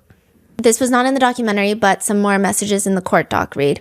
Choke on more pills, we could care less. Owen promised we won't get in trouble. off, take more pills. No one cares about your anorexic, ugly, worthless bitch. She shouldn't have showed her face today. Her fault for being here. Let's go do this. Finish the weak ass. Hate the fucking destroy, wreck, finish her tomorrow. Fucking beat you. Bitch. We finish it. What the we said, show you, bitch. Fucking be gone. Make our lives better. Fuck you, motherfucker. You know what the went down. We ain't lying. We hung this weekend. Fucking, she a weak ass bitch. Need a fucking beat out of her. His sisters say you a pitiful bitch. Ain't got no friends. And a lot of people also point to the fact that she texts this. Early on, before she's sending all of these like self-exit messages, she sends one. And then 30 minutes later, she takes it back. She says, sorry, I shouldn't say dead. That was too far. Because in previous messages, she was saying like, he wants you dead. We all want you dead. Uh-huh. And then she texts, sorry, I shouldn't say dead. That was too far. So it just feels like... And then a few months later, she's like full on like, be gone. It just feels like you have to put, you're not just texting these things as like, oh, that sounds like bullying. Because if you're saying, sorry, like dead was too far, it sounds like you mean a lot of the things you're saying. Others are saying, well, I mean, you spent 2 years bullying your own daughter with her biggest insecurities. How do you not think that they're not going to self-exit? One netizen theory states, Kendra wanted Lauren to self-exit so she didn't have to do anything, even though she's speaking in third person on those text messages. She meant everything is my theory. She wanted her daughter gone. Others are speculating it's because Kendra is not from the area. Sean is. She marries Sean, but she doesn't really have a good standing in the area. She's not really a popular parent. And maybe she wanted to fit in and get sympathy and do all of these things if Lauren was gone. It just appears that Kendra has no remorse. Even during the initial search warrant where there's body cam footage, she lies about not having 2 phones. It's actually Sean who outs her and is like, did you get all of her devices? Because she's got another phone. And it's like hidden outside the house in a little like wooden box. You're kidding me. So Sean always knew she got 2 phones. Yeah, he thought it was a work phone. But now he was like putting it together like, oh, well, you got to make sure you get all her phones because I thought it was a work phone. But if you're telling me she's not even working, then I don't know what that phone is, basically. So where was the phone? It was hidden outside near the side of the house, like wedged in between wooden blocks. They just follow her out and then she dug it out? No, they were like, tell us where it is. And they were telling her in the body cam footage, hey, so you need to tell us where all your devices are. We don't want to, but we will flip this house upside down and look for every single one unless you just tell us. So she tells them. And about that day, Kendra will later tell Netflix, it was a very high emotional day in our house. A day of confusion, unknown answers, shock, a day of not knowing how we move forward to the next day. So it was a hard day, but at the same time, it was an end. I think it was more of a mistake. It took me out of real life in a sense, even though it was real life. So when I was doing that, I wasn't myself. It removed me from everyday life. Just kept going and going, you know? Wow, that's a way to describe it. Yeah. Lauren says, I think the shock feeling turned into sad, which turned into mad, which turned into crazy. I didn't even know how to describe the feeling. Why would mom do this? Like, did she really have to do this? Like, I can't believe it, honestly. I was just really confused. She told me to self-exit. It makes me feel a little bit sad. Like, why is my own mom telling me to do that? I've like talked to her about it, but not necessarily like, why did you tell me to self-exit? I still question it every day. Like, I still don't know why. The documentary director is later interviewed by Variety, and they state, Kendra is a little bit of an enigma. I think that she had a lot of time to think about what she did. She was in therapy when she was incarcerated, and I believe that she's still seeing a therapist. She had put thought into what she did. I don't know that she's fully recognized or realized what it was that she did or why she did it. I guess only Kendra could answer that. They're asked by Variety, I would never want to show my face again if I were her. Why do you think that she sat down for your cameras? She was nervous about going on camera because just sitting down and telling your story is a nerve-wracking thing sometimes. But she was so great. And she actually ended up really loving the experience. At the end of it, she said it was kind of fun. She laughed about things, and I think it was really an opportunity for her to think about things a little more in depth. Every time I would ask a question, she would really have to think about some things, and I think that was really good for her. To which one netizen comments, I'm sure she genuinely thinks the documentary is about her. Her eyes were excited during the whole documentary. Yeah.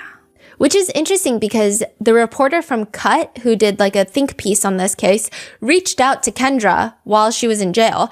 And Kendra's response to her was, I do ask that you truly think about the kids that are involved in this situation. Kind of rich coming from Kendra, including my daughter, who is trying to move forward and has a bright future ahead of herself. These stories are doing additional harm to her. I can handle the pain, but she cannot and does not deserve it. She is moving forward with life and doesn't deserve to be put in the spotlight anymore or having people thinking her mom is the villain, as that is hard mentally and emotionally for her. They will never change. No. Sean has been going through it. The officer said Sean was just like a broken person. Sean says, I'm like, are you for real? I said, this is my wife doing this. I just can't believe she would do something like that to her own daughter that supposedly she loved dearly. You know, a 14 to 15-year-old girl. You know, it just makes me sick. She stabbed me in the heart, shot me in the heart, and threw it away. Netflix interviews Lauren twice. So they interview her while her mom is serving her sentence, 19 months in jail. And Lauren is telling them, not having a relationship with my mom, I just don't feel like myself. I feel like I really need her in my life. I know my dad's angry and probably like never gonna forgive her, but I just kind of put that aside and just have the relationship with my mom that I want. The director asks, do you think people judge you for missing your mom? I think some people might have their own opinions on it, but honestly, I would say I don't really care. But when they come back a year later after Kendra has been released, Lauren is forbidden from seeing Kendra during her, I think it's because of her probation, but Lauren says that she's approaching it with caution. So it seems like she's actually more hesitant now. So maybe that time was good to process everything that's been going on. Yeah. But the judge in Kendra's case states, to be candid, you know, this was truly a horrible case. It's the kind of case that makes me glad that when I'm done with my term next year, I'm retiring.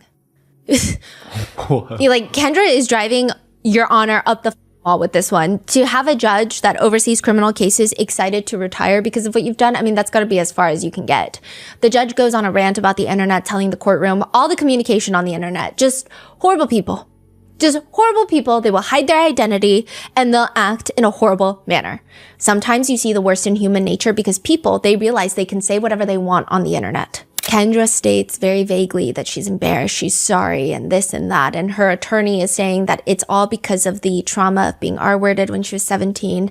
And she is reliving it now that Lauren is approaching that age. And it's a mess. The judge says, I'm empathetic to your mental health issues. I received the psychiatric evaluation this morning. When I read the pre-sentence report, I wasn't getting any sense of why this occurred. Normally, you know, acting as a judge when I'm dealing with a criminal defendant, I know why they're doing what they do. You know, people addicted to drugs, they possess drugs, they use drugs. People that are thieves, they steal. It's not right, but you can kind of understand, you know, why a person is in front of me. This case is inexplicable. I read the psychiatric evaluation today. That gives me a little more insight on why you did it. But, you know, it doesn't excuse what you did and, you know, because you know that, because you just told me that. Basically saying, like, I kind of get it, but not really. Even after reading your psych eval, I don't get it. Yeah. Even Owen is like, how could a mom do such a thing? It's just crazy that someone that close could do something like that. Not even just to me, but also to her own daughter. What else has Owen, Jill, like his mom, like everybody said about when they found out? Or they said that they were just shocked. Yeah, Jill like told the FBI agent, no, it's not Kendra. There's no way it's Kendra. No way. And then it was Kendra, and she was pissed because like the act of Kendra every day for years going and trying to find, let's all sleuth together. Let's find who's harassing our kids. Meanwhile, it's her. And Jill took it really hard. There would be days, there was one time Jill was talking about where Owen came into Jill's room and he was so distraught. He tells his mom, it's your duty as my mom to protect me and find out who's doing this to me. And you're not doing that. And she was so frustrated. She's like breaking down crying. There are emails. Kendra is writing emails to Lauren when she was in prison. And they read, hello, curly monkey head. I'm mad at you. You made me sad. You only said bye. You didn't say, I love you. But I forgive you. XOXOXOXO. I love you. Have a finawestric day. It's a combination of fantastic, awesome, and terrific. Another one reads, good morning, beautiful daughter. I miss you like crazy. You are the brightest light in the universe. Sending butterfly kisses. Call you tonight. I love you. Love, love, love, love, love, love you.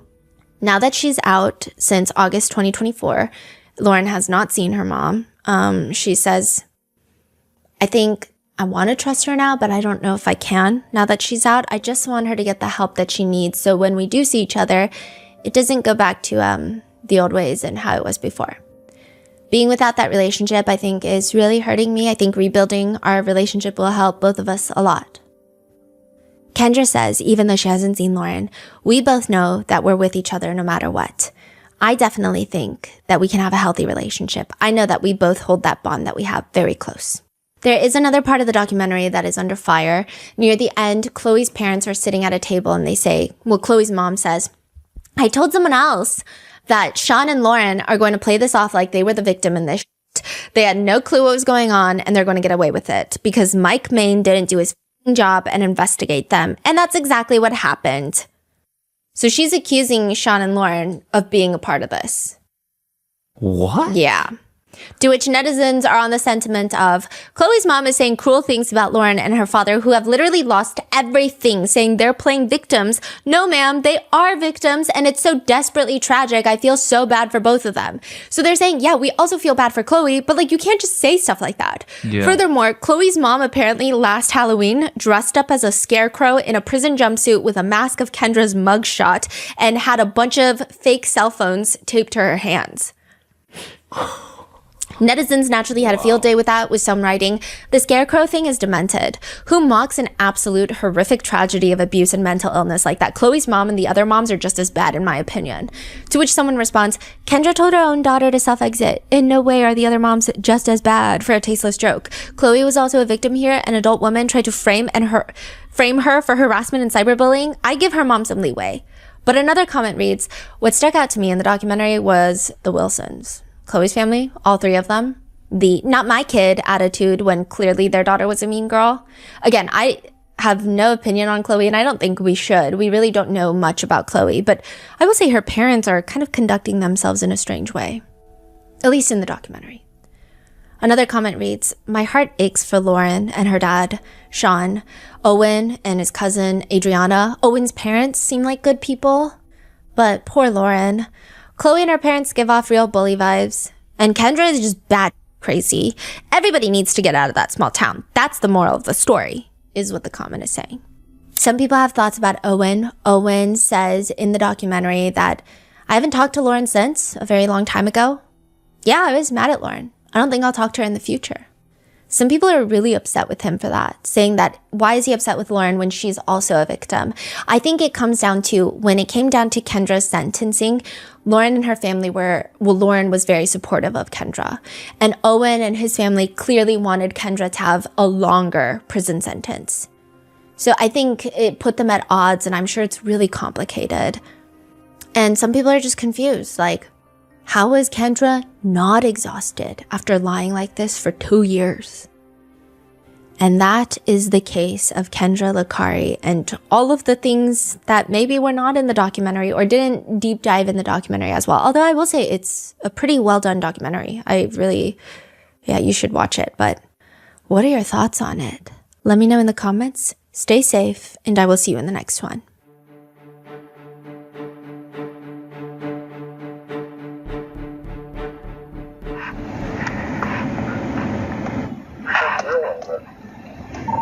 I'm gonna be out. That's Lauren, it looked like. Lauren, the daughter. Was it?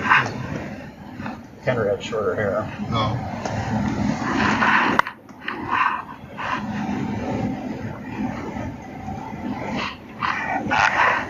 Right there. That No, that's Kendra. that's what I thought.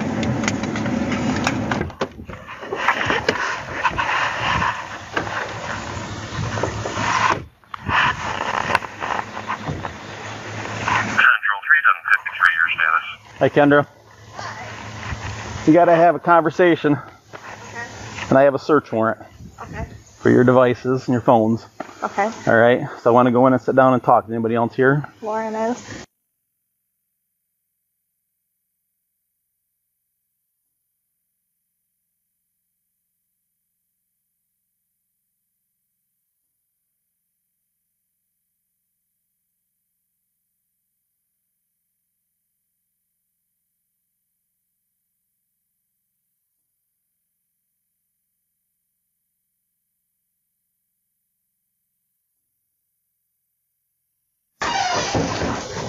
I want you to sit here, Detective Do you Scott. have your phone on you? Yeah.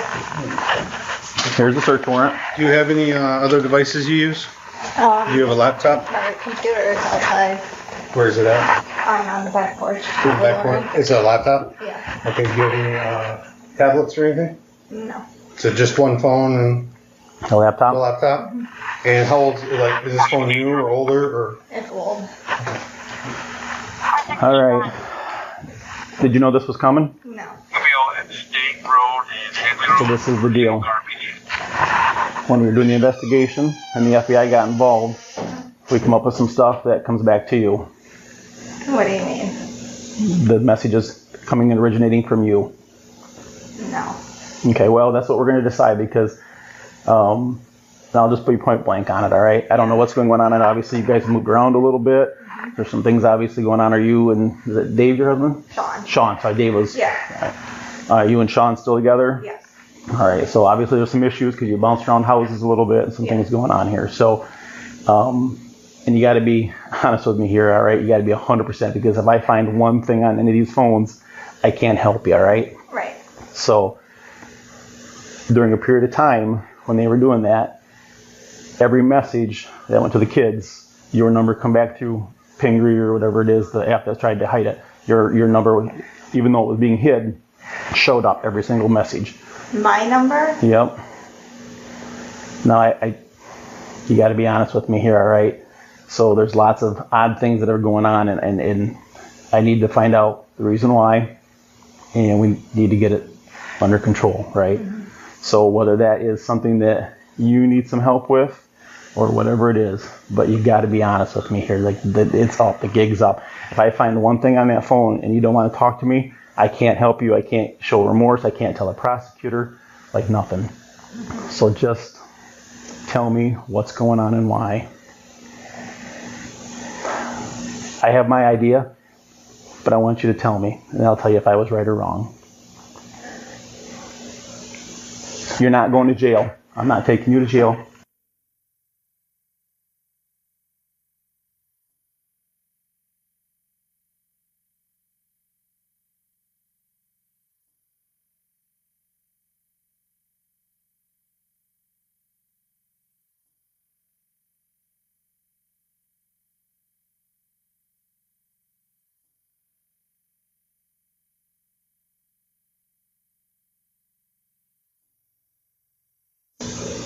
I mean, something serious because it went on for a while, right?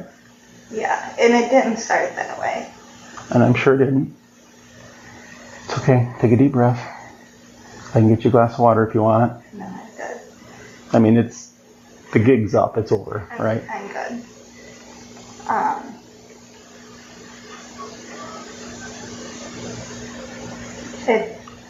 I don't even know. That's okay. Just start from the beginning. So they were dating, and then they broke up. So how did it really start? Like, why did it start? Did it start during when they were still dating? It did. Was he treating her bad? But it didn't. The first ones didn't start like with me. Okay. I will say that those ones were like random or whatever. So somebody else started those. You don't know. But then I like fed off of it some. I get it. Was it because they broke up? No. She's struggled with a group of kids at school for a long time. And she was having a really hard time because they were like targeting her in a sense. Mm-hmm. And like they were trying to like come between them and do all this stuff. And she was having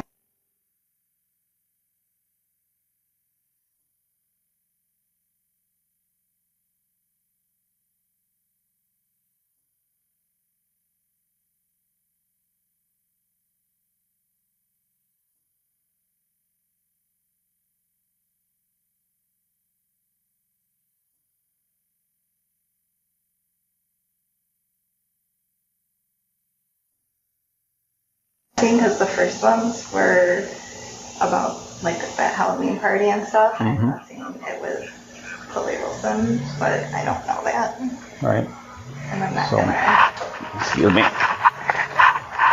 So, What's your status until? Right now, we need 4907 Penny Lane at Silver Lake. Should be with 46. 3701 Central, I apologize. I turned it down too far. We're secure, no need for status.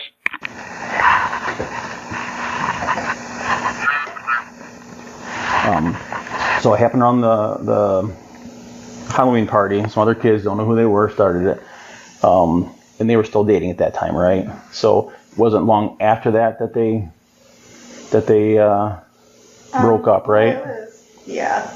Okay. So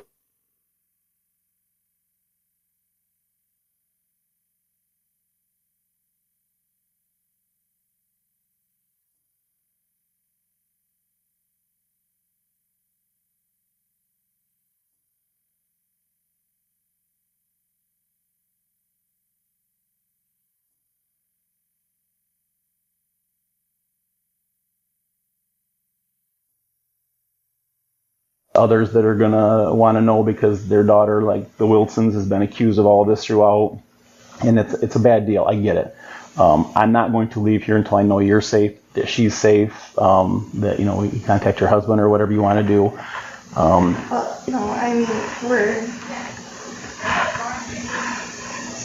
He's just talking to her. Oh. We're like I know I'm safe and everything. Like I'm not worried about that, But I want to make sure she's safe when she finds out, because those messages. Go ahead, I'm sorry. I'm concerned about. Like,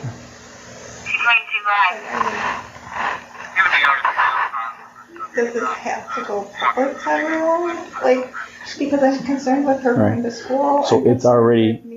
Right, it's already public. All this information is going to be public because anybody can FOIA this, right? And I have to submit this to the prosecutor.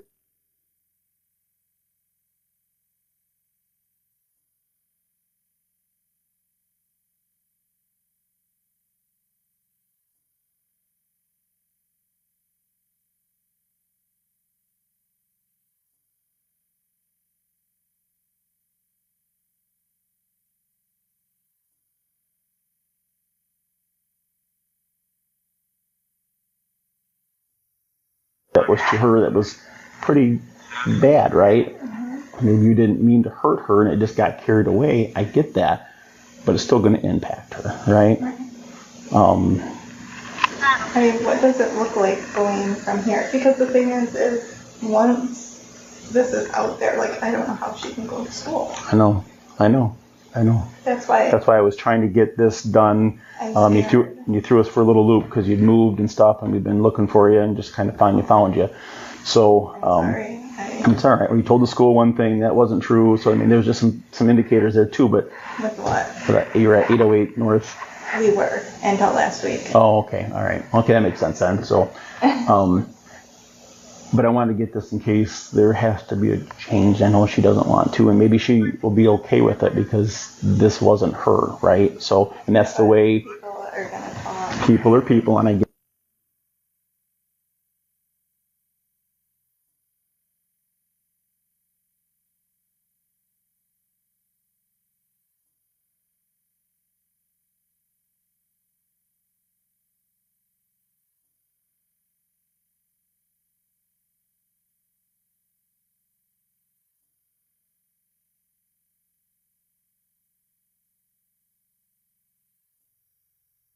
Can hold on to that long. You have an IT background. I know you got let go from Ferris, and there's all kinds of stuff there. So, but let's just back up a little bit. So you kind of took it over. Was there a driving factor that you continued to do it all this time? Like, there's not anything I that think just personal stress and I understand because people. I mean, the last couple of years have been.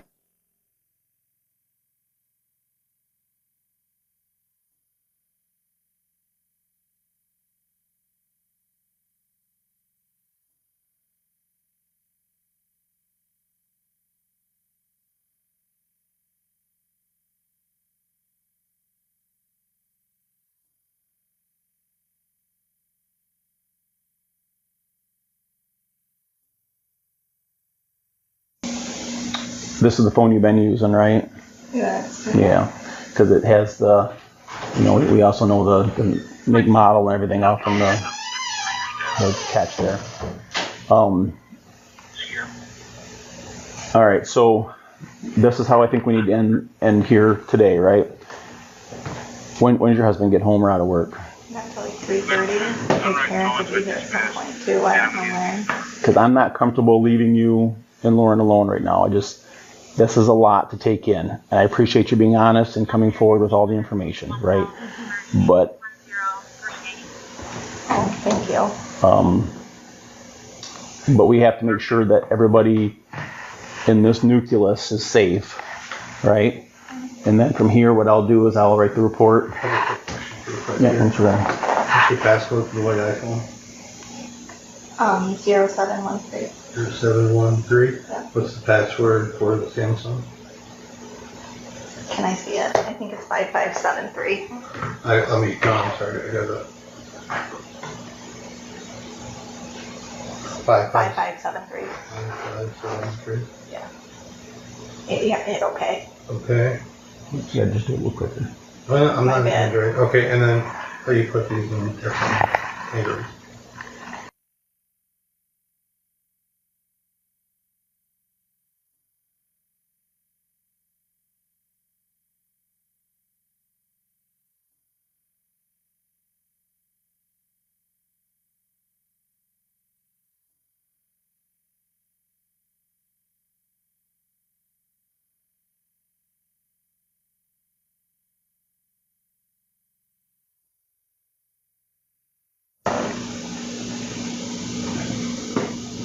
It's good getting out there. I know, and there's no, Is there a way we can I have to let Jill and those guys know, I don't know as if they'll broadcast to anybody.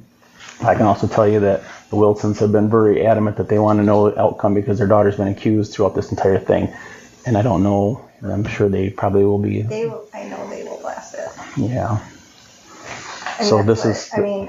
I guess, is there any way to, I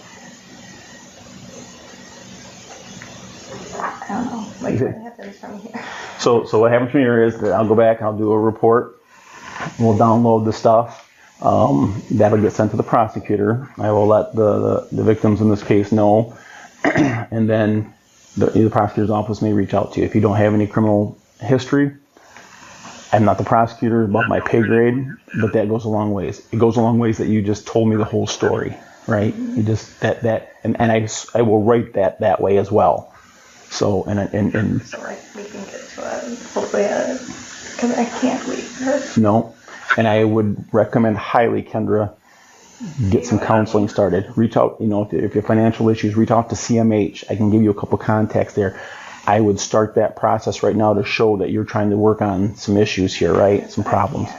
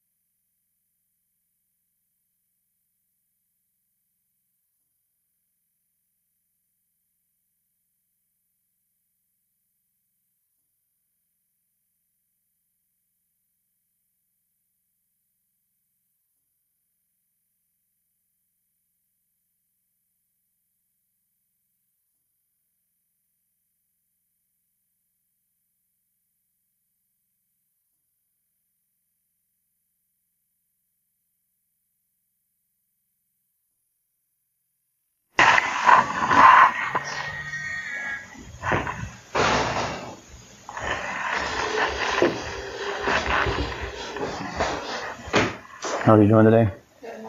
Good. your mom comes back out, we're going to chat for a few minutes, okay? I don't fit in the chair. Sorry. You're good.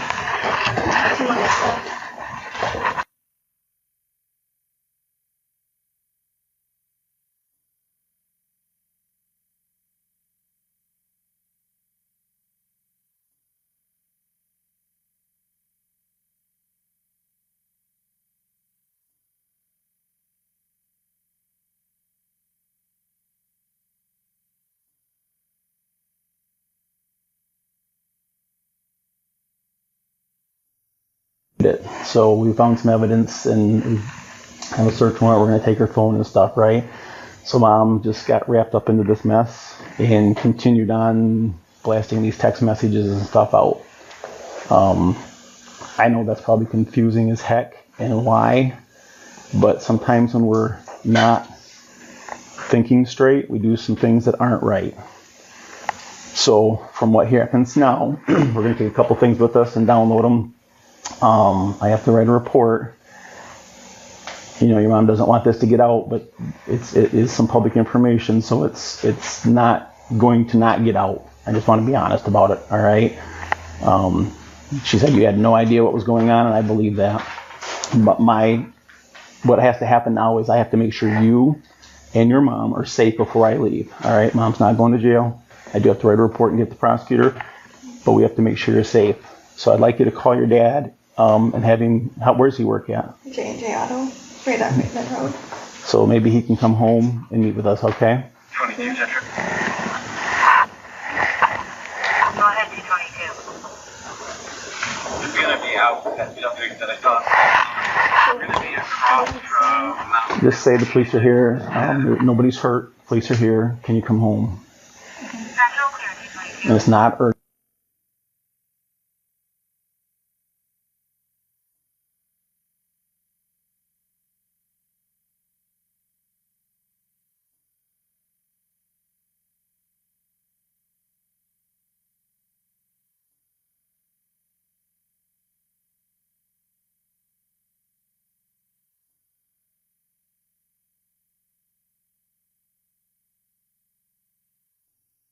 Hey, do you have a minute to chat where you're available in someplace quiet? Yeah. All right, so you don't have a car. I was going to have you come home. So during our investigation, we discovered some evidence that led us back to Kendra. Kendra has explained to me that she got wrapped up into this. She didn't really start it. Some other people did. She didn't know who, but all these text messages and stuff, and she just continued with it. Kendra is not going to jail today. I'm just going to write a report and let the prosecutor look at it.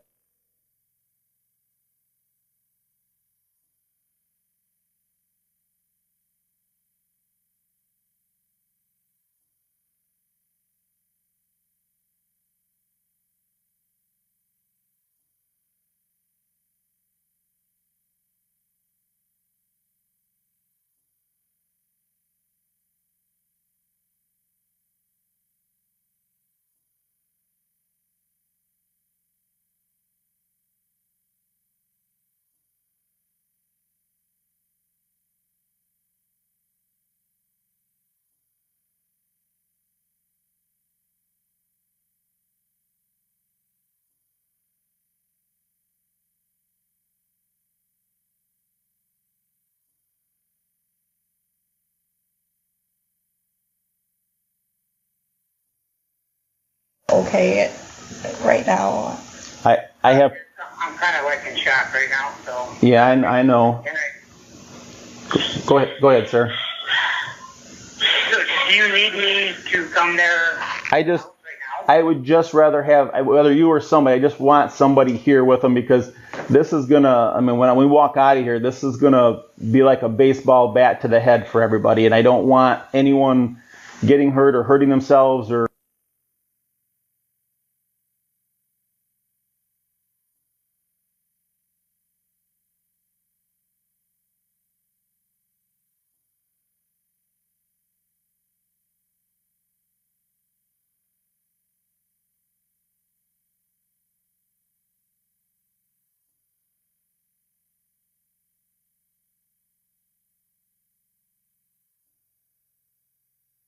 Yeah, absolutely. Take a minute.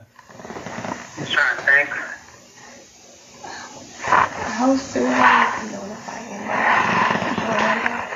I can tell you that Jill has been calling me. You calling me? But no, I'm sorry. Go ahead, sir. Oh, I thought you were talking to me. That's what I was thinking at the same time that I thought you said something to me. Nope, sorry, I was talking to Kendra. She'd asked me a question. Okay. You want to call your parents and see how far away they are? I can go pick him up. I can, but I'm sure I could leave work and come there. Do you have a way to get here? That was the... Yeah, I can take a shop vehicle. Yeah, that would make me feel the best. I really have some reservations about walking out of the house.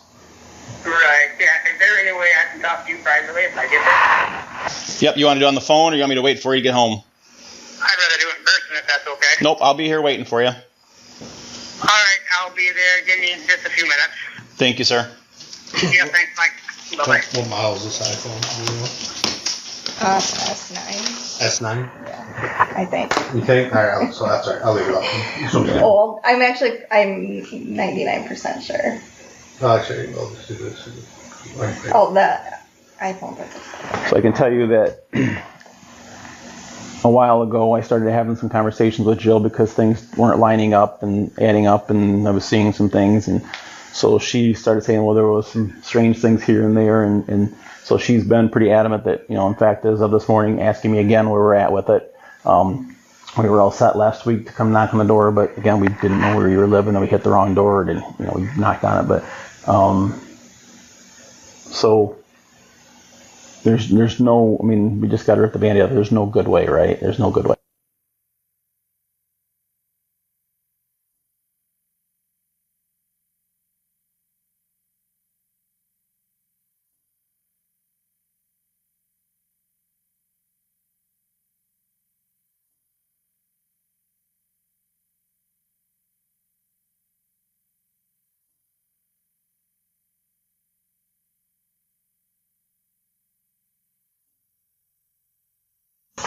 Counseling, financially is an issue, and you need to have something that's community mental health. I can put you in touch with the right people there, right? So I highly recommend that you guys reach out to some level of counseling to, because this is going to be a tough family dynamic thing to move through, right? Right. If there is good news, it's done.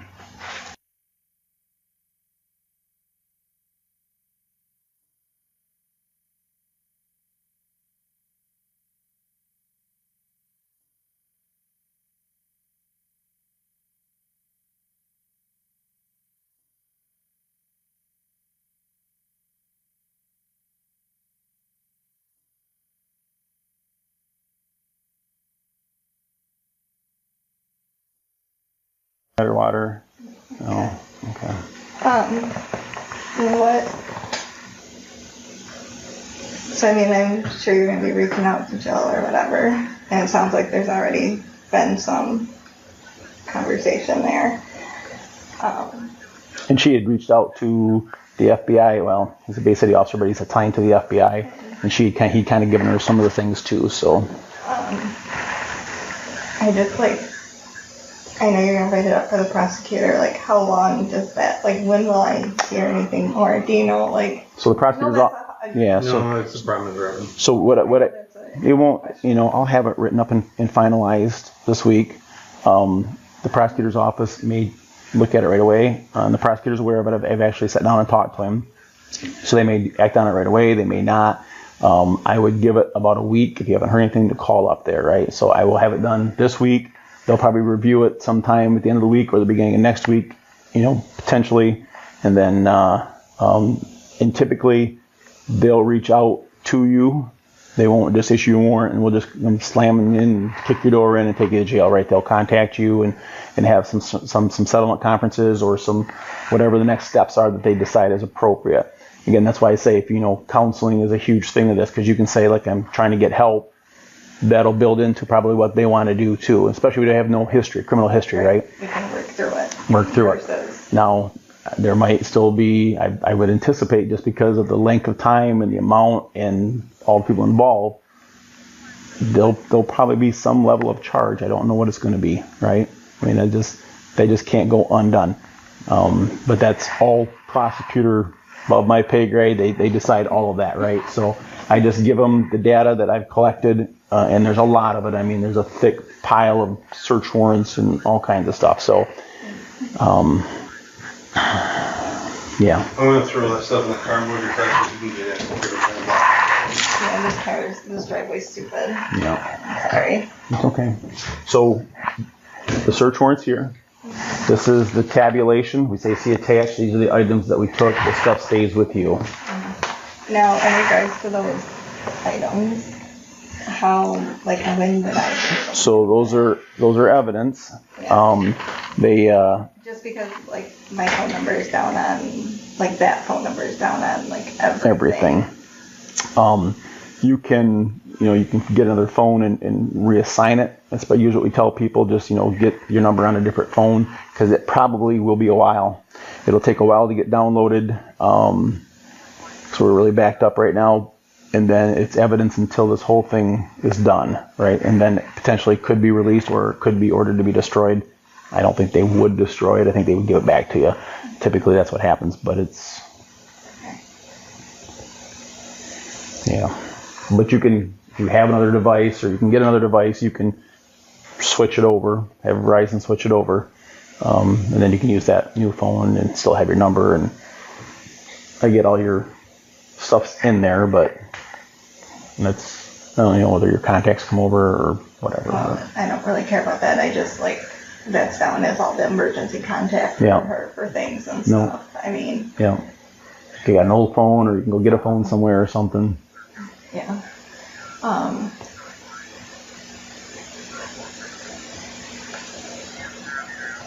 But, like, you guys aren't going public with this besides telling, like... I'm not putting this in the newspaper. I'm not putting it on our Facebook page. No. So... No. I'm going to call a couple of people that... Pretty... I mean... Yeah. And you're right, Jill and Dave probably won't I don't think speak they much of will. it.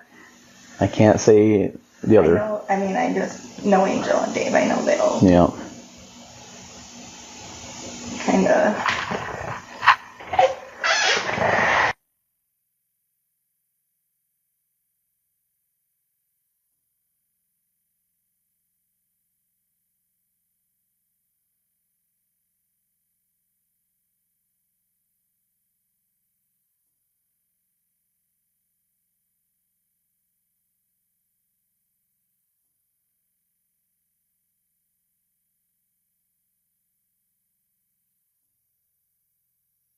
And you have no idea who started it.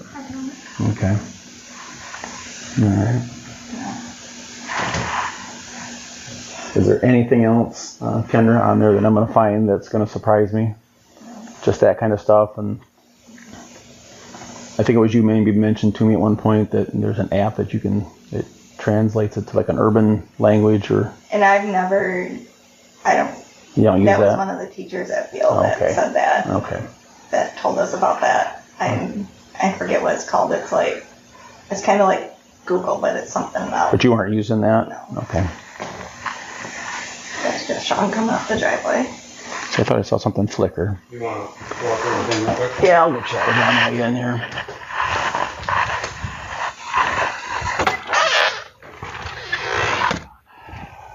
So this is the deal. Yeah, so about halfway through this, I started getting a little suspicious about some things, seeing some strange things, and I'd heard, Kendra had been back in by the school, kind of using their Wi-Fi, and just weird things that didn't really fit. So when we got the FBI involved, their analytic unit, they sent a link, and she actually clicked on the link at some point and downloaded what type of phone it was. Really what was damning was they took like a 24 or 48 hour period, and it was Pingree or something like that. It's like something that hides the phone number, but it really doesn't hide it. So they were able to dig down through there and get to it. So every time the kids received a message, her number came back. So that was enough for a search warrant, and that's why we're here today. So we took her phone and her computer. My detective was collecting that. I started talking to her. I said, it's over with, it's done. Tell me. And she said it started with some other kids. She don't know who started it back at the Halloween party originally. and then she just took off with it, and it just created a whole life of its own. May I ask you, what phone did you take? She had it in her pocket. I can show you. So. She's got a couple. Okay. Well, I have a search warrant for all of them, so I'd like to get all of them. Because this can't.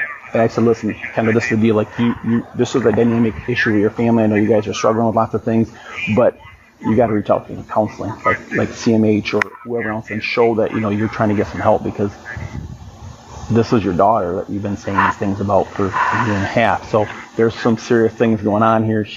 I'm above my pay grade whether she needs medication or counseling or whatever, but that's just not normal for that to go on like that. Say that to go that long. For that long. 17, almost 2 years. Right. Yeah. So she's very. I only know bits and pieces of it. Yeah. To be honest with you. Well, I knew when she quit communicating with me that I was on the right track, because she fell off. I would send stuff, like ask her something, I'd get nothing. See, I caught up with another phone with her, and she said she doesn't do nothing. When I found it, and I don't know where it went from there. All right. Well, we'll go back in, because I told her, I said, listen, this can never happen again. Like I said, I'll write it up that you were honest, you told me the truth. And that's how I'll present it to the prosecutor? Well, so this is the deal. No, I know. The charge is felony stalking. That's what the charge is. She doesn't have a criminal history. The prosecutor makes those decisions. Do I think she'll get a charge out of it? I think so. Does she spend jail time? I would say probably not a lot, if any. But it's. Prove a point. I know. I know. Not let her just stay here. I mean, but there's obviously a level of mental health disconnect there that she needs some help with. And if the money's not there to get a counselor, to hire somebody, or through your insurance company, if you have insurance, whatever, a lot of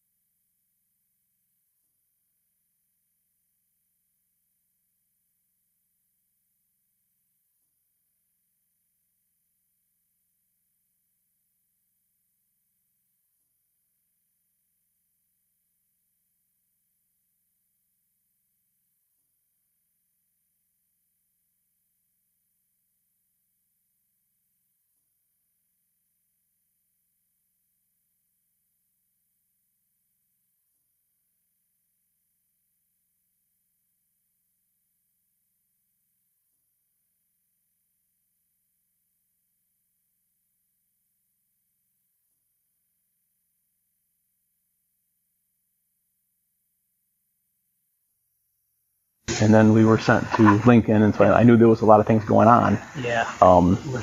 Yep, I know she was let go from Ferris, and she had IT background, so there's just all these things started to compile together. Wait, you just said she got let go. Tell me she quit. I was told by somebody I know over there that she was let go. She was no longer employed. So I think there's more to that story too. Now, I didn't do a subpoena over there, and I certainly can, but I don't think I need to. I just think there's a lot going on in Kendra's world that Kendra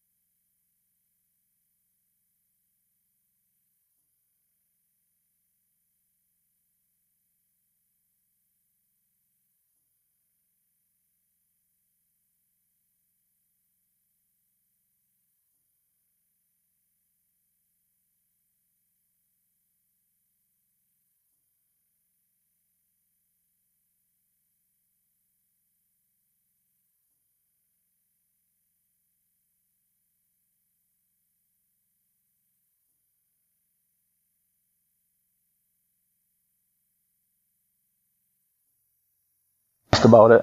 But we do want to go in and ask her about this other phone, so I appreciate that. Like, and those devices need to be away from her. And I was clear. No, is that her work computer you took? I can show you which one it is. I don't know what it's a Because she has gray. two cell phones. Right. 2 1 of 8. Check that. 2 1 of 8 will be the birthday. What's going on? I apologize. No, you caught I knew- me off guard. I knew this was gonna be. I knew this was gonna be a long pardon. Yeah. Well, I think you took them out there. I'm sorry. I didn't know anybody else was here. That's all right. Sorry. Hey, Kendra, so I want to be real clear here. Like, do you have any other devices? Because apparently there's another phone somewhere. So where's that at? You got to tell me, right? You've already confessed to it. You've got to tell me where it's I don't at. want to rip this house apart, but I will. Wait, and that search warrant right there gives us the authority to flip it upside down and have no will to destroy this house, but I will. It's outside. Outside where? Outside. Side house where you try to walk away from us? Okay. Get that. I'll go grab the other copy. Just unlock them. Can you, and I'm telling you, Kendra, and I get it. I'm not mad at you for not telling me the whole truth. I very seldom get the whole truth from people, but you have to be 100% across the board that there's no other devices, items, there's nothing else, nothing I'm going to find on these devices that's going to shock me that I don't already know. There's not. Alright, I'm gonna say something while he's here. Okay. What phone is that one? That's that I'm one. gonna be No, honest. that's that one that was on the couch. The one the third cell phone. So he's got your main phone. That white one, Is this and your then work that phone one. here? So he's got all three. No, we have two. We have a laptop. Yeah, 2, but that'll be all 3. Oh, 3 devices. Yeah. Okay. And then the laptop. So is there 2 phones or 3 phones? 3 total. My original phone, like my actual phone. Yep. That iPhone you already have, and then there's another iPhone. We only have 2 phones, including the one he's getting right there, right? No, that'll be 3. And I could be wrong. The detective was collecting that stuff. So Samsung Galaxy, white iPhone. Okay, all right. And then the laptop. Book outside. All right. And there's nothing else. Okay. Yeah, I mean, and those are the kind of things that jump off, right? I mean, I can't help you. I mean, if you lie about stuff, that's how it gets written in the report. So, and I thought it was strange that you took right off walking away from us. So while these guys are here, so I don't do any gas. It's on some of the wood right there. You want me to come out there? So what happened in Ferris? Tell me the truth. It's time to get it off your shoulders. Because if I blow a gasket when we leave, I'll probably go to jail. So tell me now. I got let go from it. Yeah. What about the Texas job? Do you still have that, or you got terminated from that? I don't have that. You don't have that either? No. So when did you get let go from that? A while ago. Are you fucking telling me the truth? Or are you lying? No. When did you get let go from there? The same time. So you've been lying to me for like 6 months, a year? You haven't been working for Texas? Right.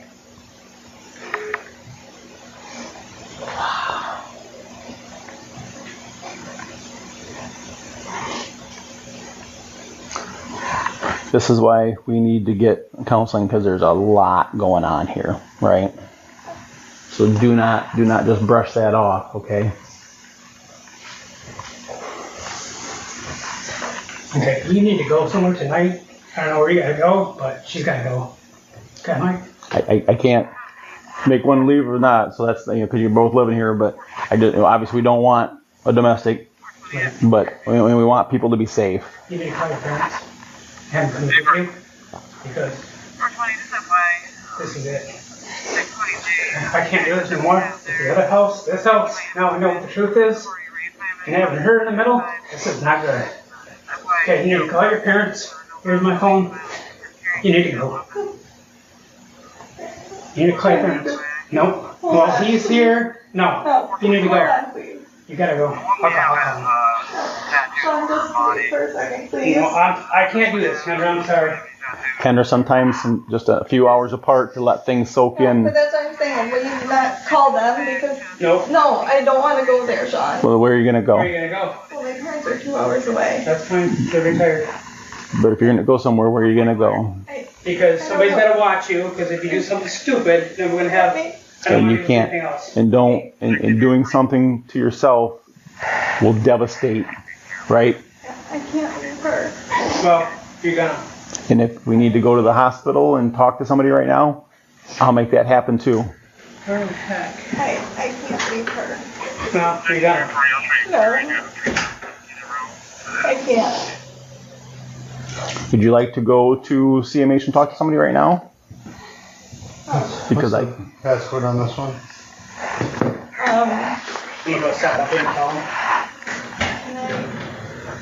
This one is dead. So what's the password on it? Hey, Ken, show him. Okay,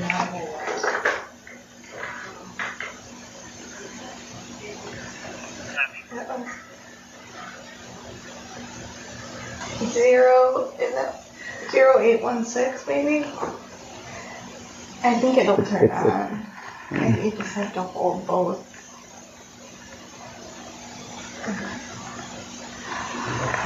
Flash, I don't know. Kind of iPhone is this? 11. Is that white on anything? Or is it rose?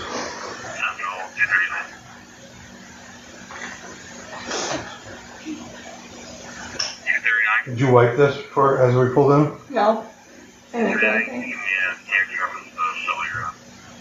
Are you sure you don't have to reset this? No. Did this have service? No.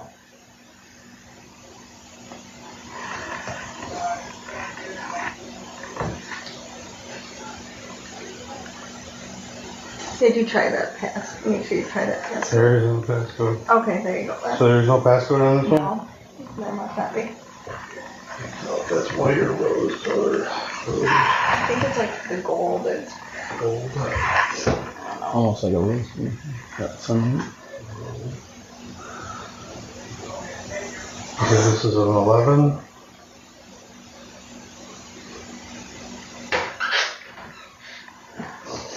Okay, they're getting their stuff around and they're gonna head north. All right. They're in Waterford, so. I don't want to go with them. Well, your dad and mom's on their way. So I told her I'd talk to them face to face. They don't want. And Kendra, you guys need some time to process and be apart, but you have to be with somebody that you're safe with, because it's not fair. I'm not. I don't. And I hope not, but I've seen people with less going on have those thoughts, right? So I can't live with myself, and I certainly can't live with these two if you did hurt yourself, right? Like I can't do that. I can't be her. And I would hope not, but you would be surprised with the trauma that people go through. Today, like I need to stay with her. We gotta get some time apart. I think that's probably If I do something stupid or you do something stupid, we're both in trouble, and then she's gonna go away. Okay? We gotta work through this. We just gotta be separated for a little while. I tell people, when you're on the ground, the only place to look is up, right? And that's where we're at. We're on the ground. We look up and we step up, we dust off and we start. Like, I'm not saying this is the end of your world, because it's not. So let's get started, looking up and moving forward again. But there's a lot to swallow here, so.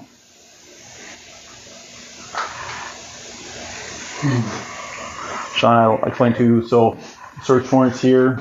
This is the tabulation. We just say see attached, and you'll get a copy of that. So the things we took, this all stays with you guys. This is my copy. Yep, these are the copies for you guys. Yep. All right, perfect. So we took those 3 phones and that laptop. Laptop, okay. Nothing else now. I don't know what Nothing. Nothing. You've not used her phone to do anything? No. Honestly. Honestly, I Because I've swear. already asked this once, and obviously I was lied to, so. No, I promise. It's Alright. just. Sean, anything else we can do for you? I know. Kendra? a big drink. I know. So Kendra, I'm not mad at you.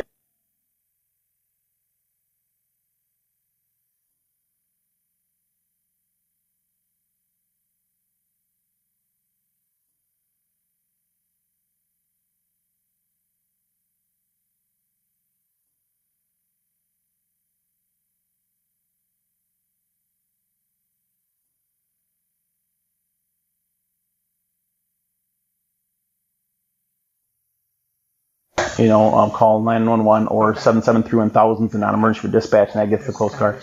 They have a crisis intervention team that if you want to talk to somebody, even if it's after hours, we'll make that happen too, that you can talk right to CMH's crisis intervention team. And I just want that part to be healthy, right? That we have to have that to move forward on everything. So, all right. Okay. All right. Thank you. Thanks, Mike.